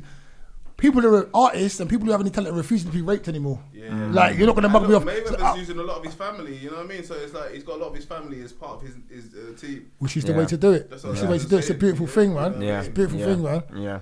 I mean, you see a lot of these banking families as well, and they literally intermarry. So, like, you would have heard about, like, maybe banking families from, like, the Christies. Yeah, there's many of them. I'm never going to get into that because, you know, we know what we're talking about. Yeah, but you want to wake up in the morning. Exactly. You know, I want my PayPal account to be working in the morning. But it's like you see that there's certain things that happen where, you know, you build trust within the family and you just network, and then you let everyone within the family eat as well, and, you know, you try to build something with them. And then that gives them as well some sort of, you know, self-awareness and self-respect. Yeah, because like, how many families now do you see, like, where they're even taking family members to court over property or something like that? It was happening to one of my friends. I'm not going to I mean, family don't even talk and stuff, man. It's disgusting, it's man. crazy. Like, but it happens. Yeah, because when you hear about this, you're like, wow, aren't you guys family members? Like, you're taking your auntie to court or you're taking your brother to court. It's like, wow, I didn't even know that was even the situation. I didn't even know that you could do that. I thought the judge would be like, look, just sort it out with your mum or something like that. You know, let her be the judge. You know, but it's like I mean, obviously you have families in court because of the child, divorce. But like, where you have it over property or car. But this is the world we're living in. And there's good people, bad people. Community, bad community. Yeah. We want to be the change we want to see in the world. Like I always said, like Gandhi. Like, we have to wrap up now because I'm so hungry. I don't want to faint on camera. I look at this guy doing back for me. See me. He's doing back for me. All right. One from you. One from you. Keep it up. Last one. Yeah. But fight. I don't care how old or young they are. Fighters like who? Tyson versus Tyson Fury. Who do you want to fight? What fight would you like to see? That's it. Just what fight would you like to see? That's I want to see. Would you like to see at any time? Like deathmatch, celebrity deathmatch, whatever you want to call it.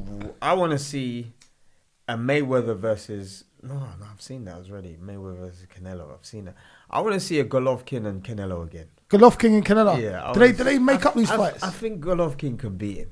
Golovkin and Canelo. Yeah, Canelo. Yeah. Excuse me. Hello. Ruiz and AJ again, so he can beat his ass. Nah, you got that. Nah. You know, these for the camera, these are the punch you in the throat guys. The first done quick, that's what they got off of me. Yeah, we're talking about Adam's apples. Adam's apples, mate. No? Dylan White and someone. You can't say it. You gotta make a decision. I don't say AJ, yeah. Yeah, that would be a nice one. I wouldn't mind saying I think AJ and Tyson. Tyson Fury. No, Mike Tyson. Oh. Yeah. That wouldn't even last long. Mike Tyson. You like? It's a legend. It's just a fight. Yeah. I just like to see the fight. I want to see the whole build up to the fight. I like to see the fight. What now or the prime? No, like the prime of each of them. Oh, okay. The prime of each of them. You know, like I can imagine like not being bad, but AJ, yeah, just go and have a good fight. Man said, I'm gonna eat your face off and I'm gonna kill you. Like he's nuts. He's just nuts. I'd love to see how he dealt with it. And like my man can deliver. Tyson can deliver as well. I think it would be like Frank Bruno. I remember watching Frank Bruno fight Tyson. I remember that fight. Yeah, I remember twice. Yeah, I remember twice. Yeah, it was a mess. It was just a mess. It was a mess. It was. I think he lasted longer in the second fight, but it was still a massacre. I'm gonna wrap up. Sorry, I keep saying I'm gonna wrap up. But my favourite thing, and it goes into what we talk about today, was the first time I saw anyone dance in boxing was Mike Tyson did it to the person. Yeah. Do you know what I'm saying? On Sunday morning, the first time I ever saw him dancing. We see boxers dancing, and I see man get clamped, and the man started dancing. You might just want butterfly, and the guy started dancing.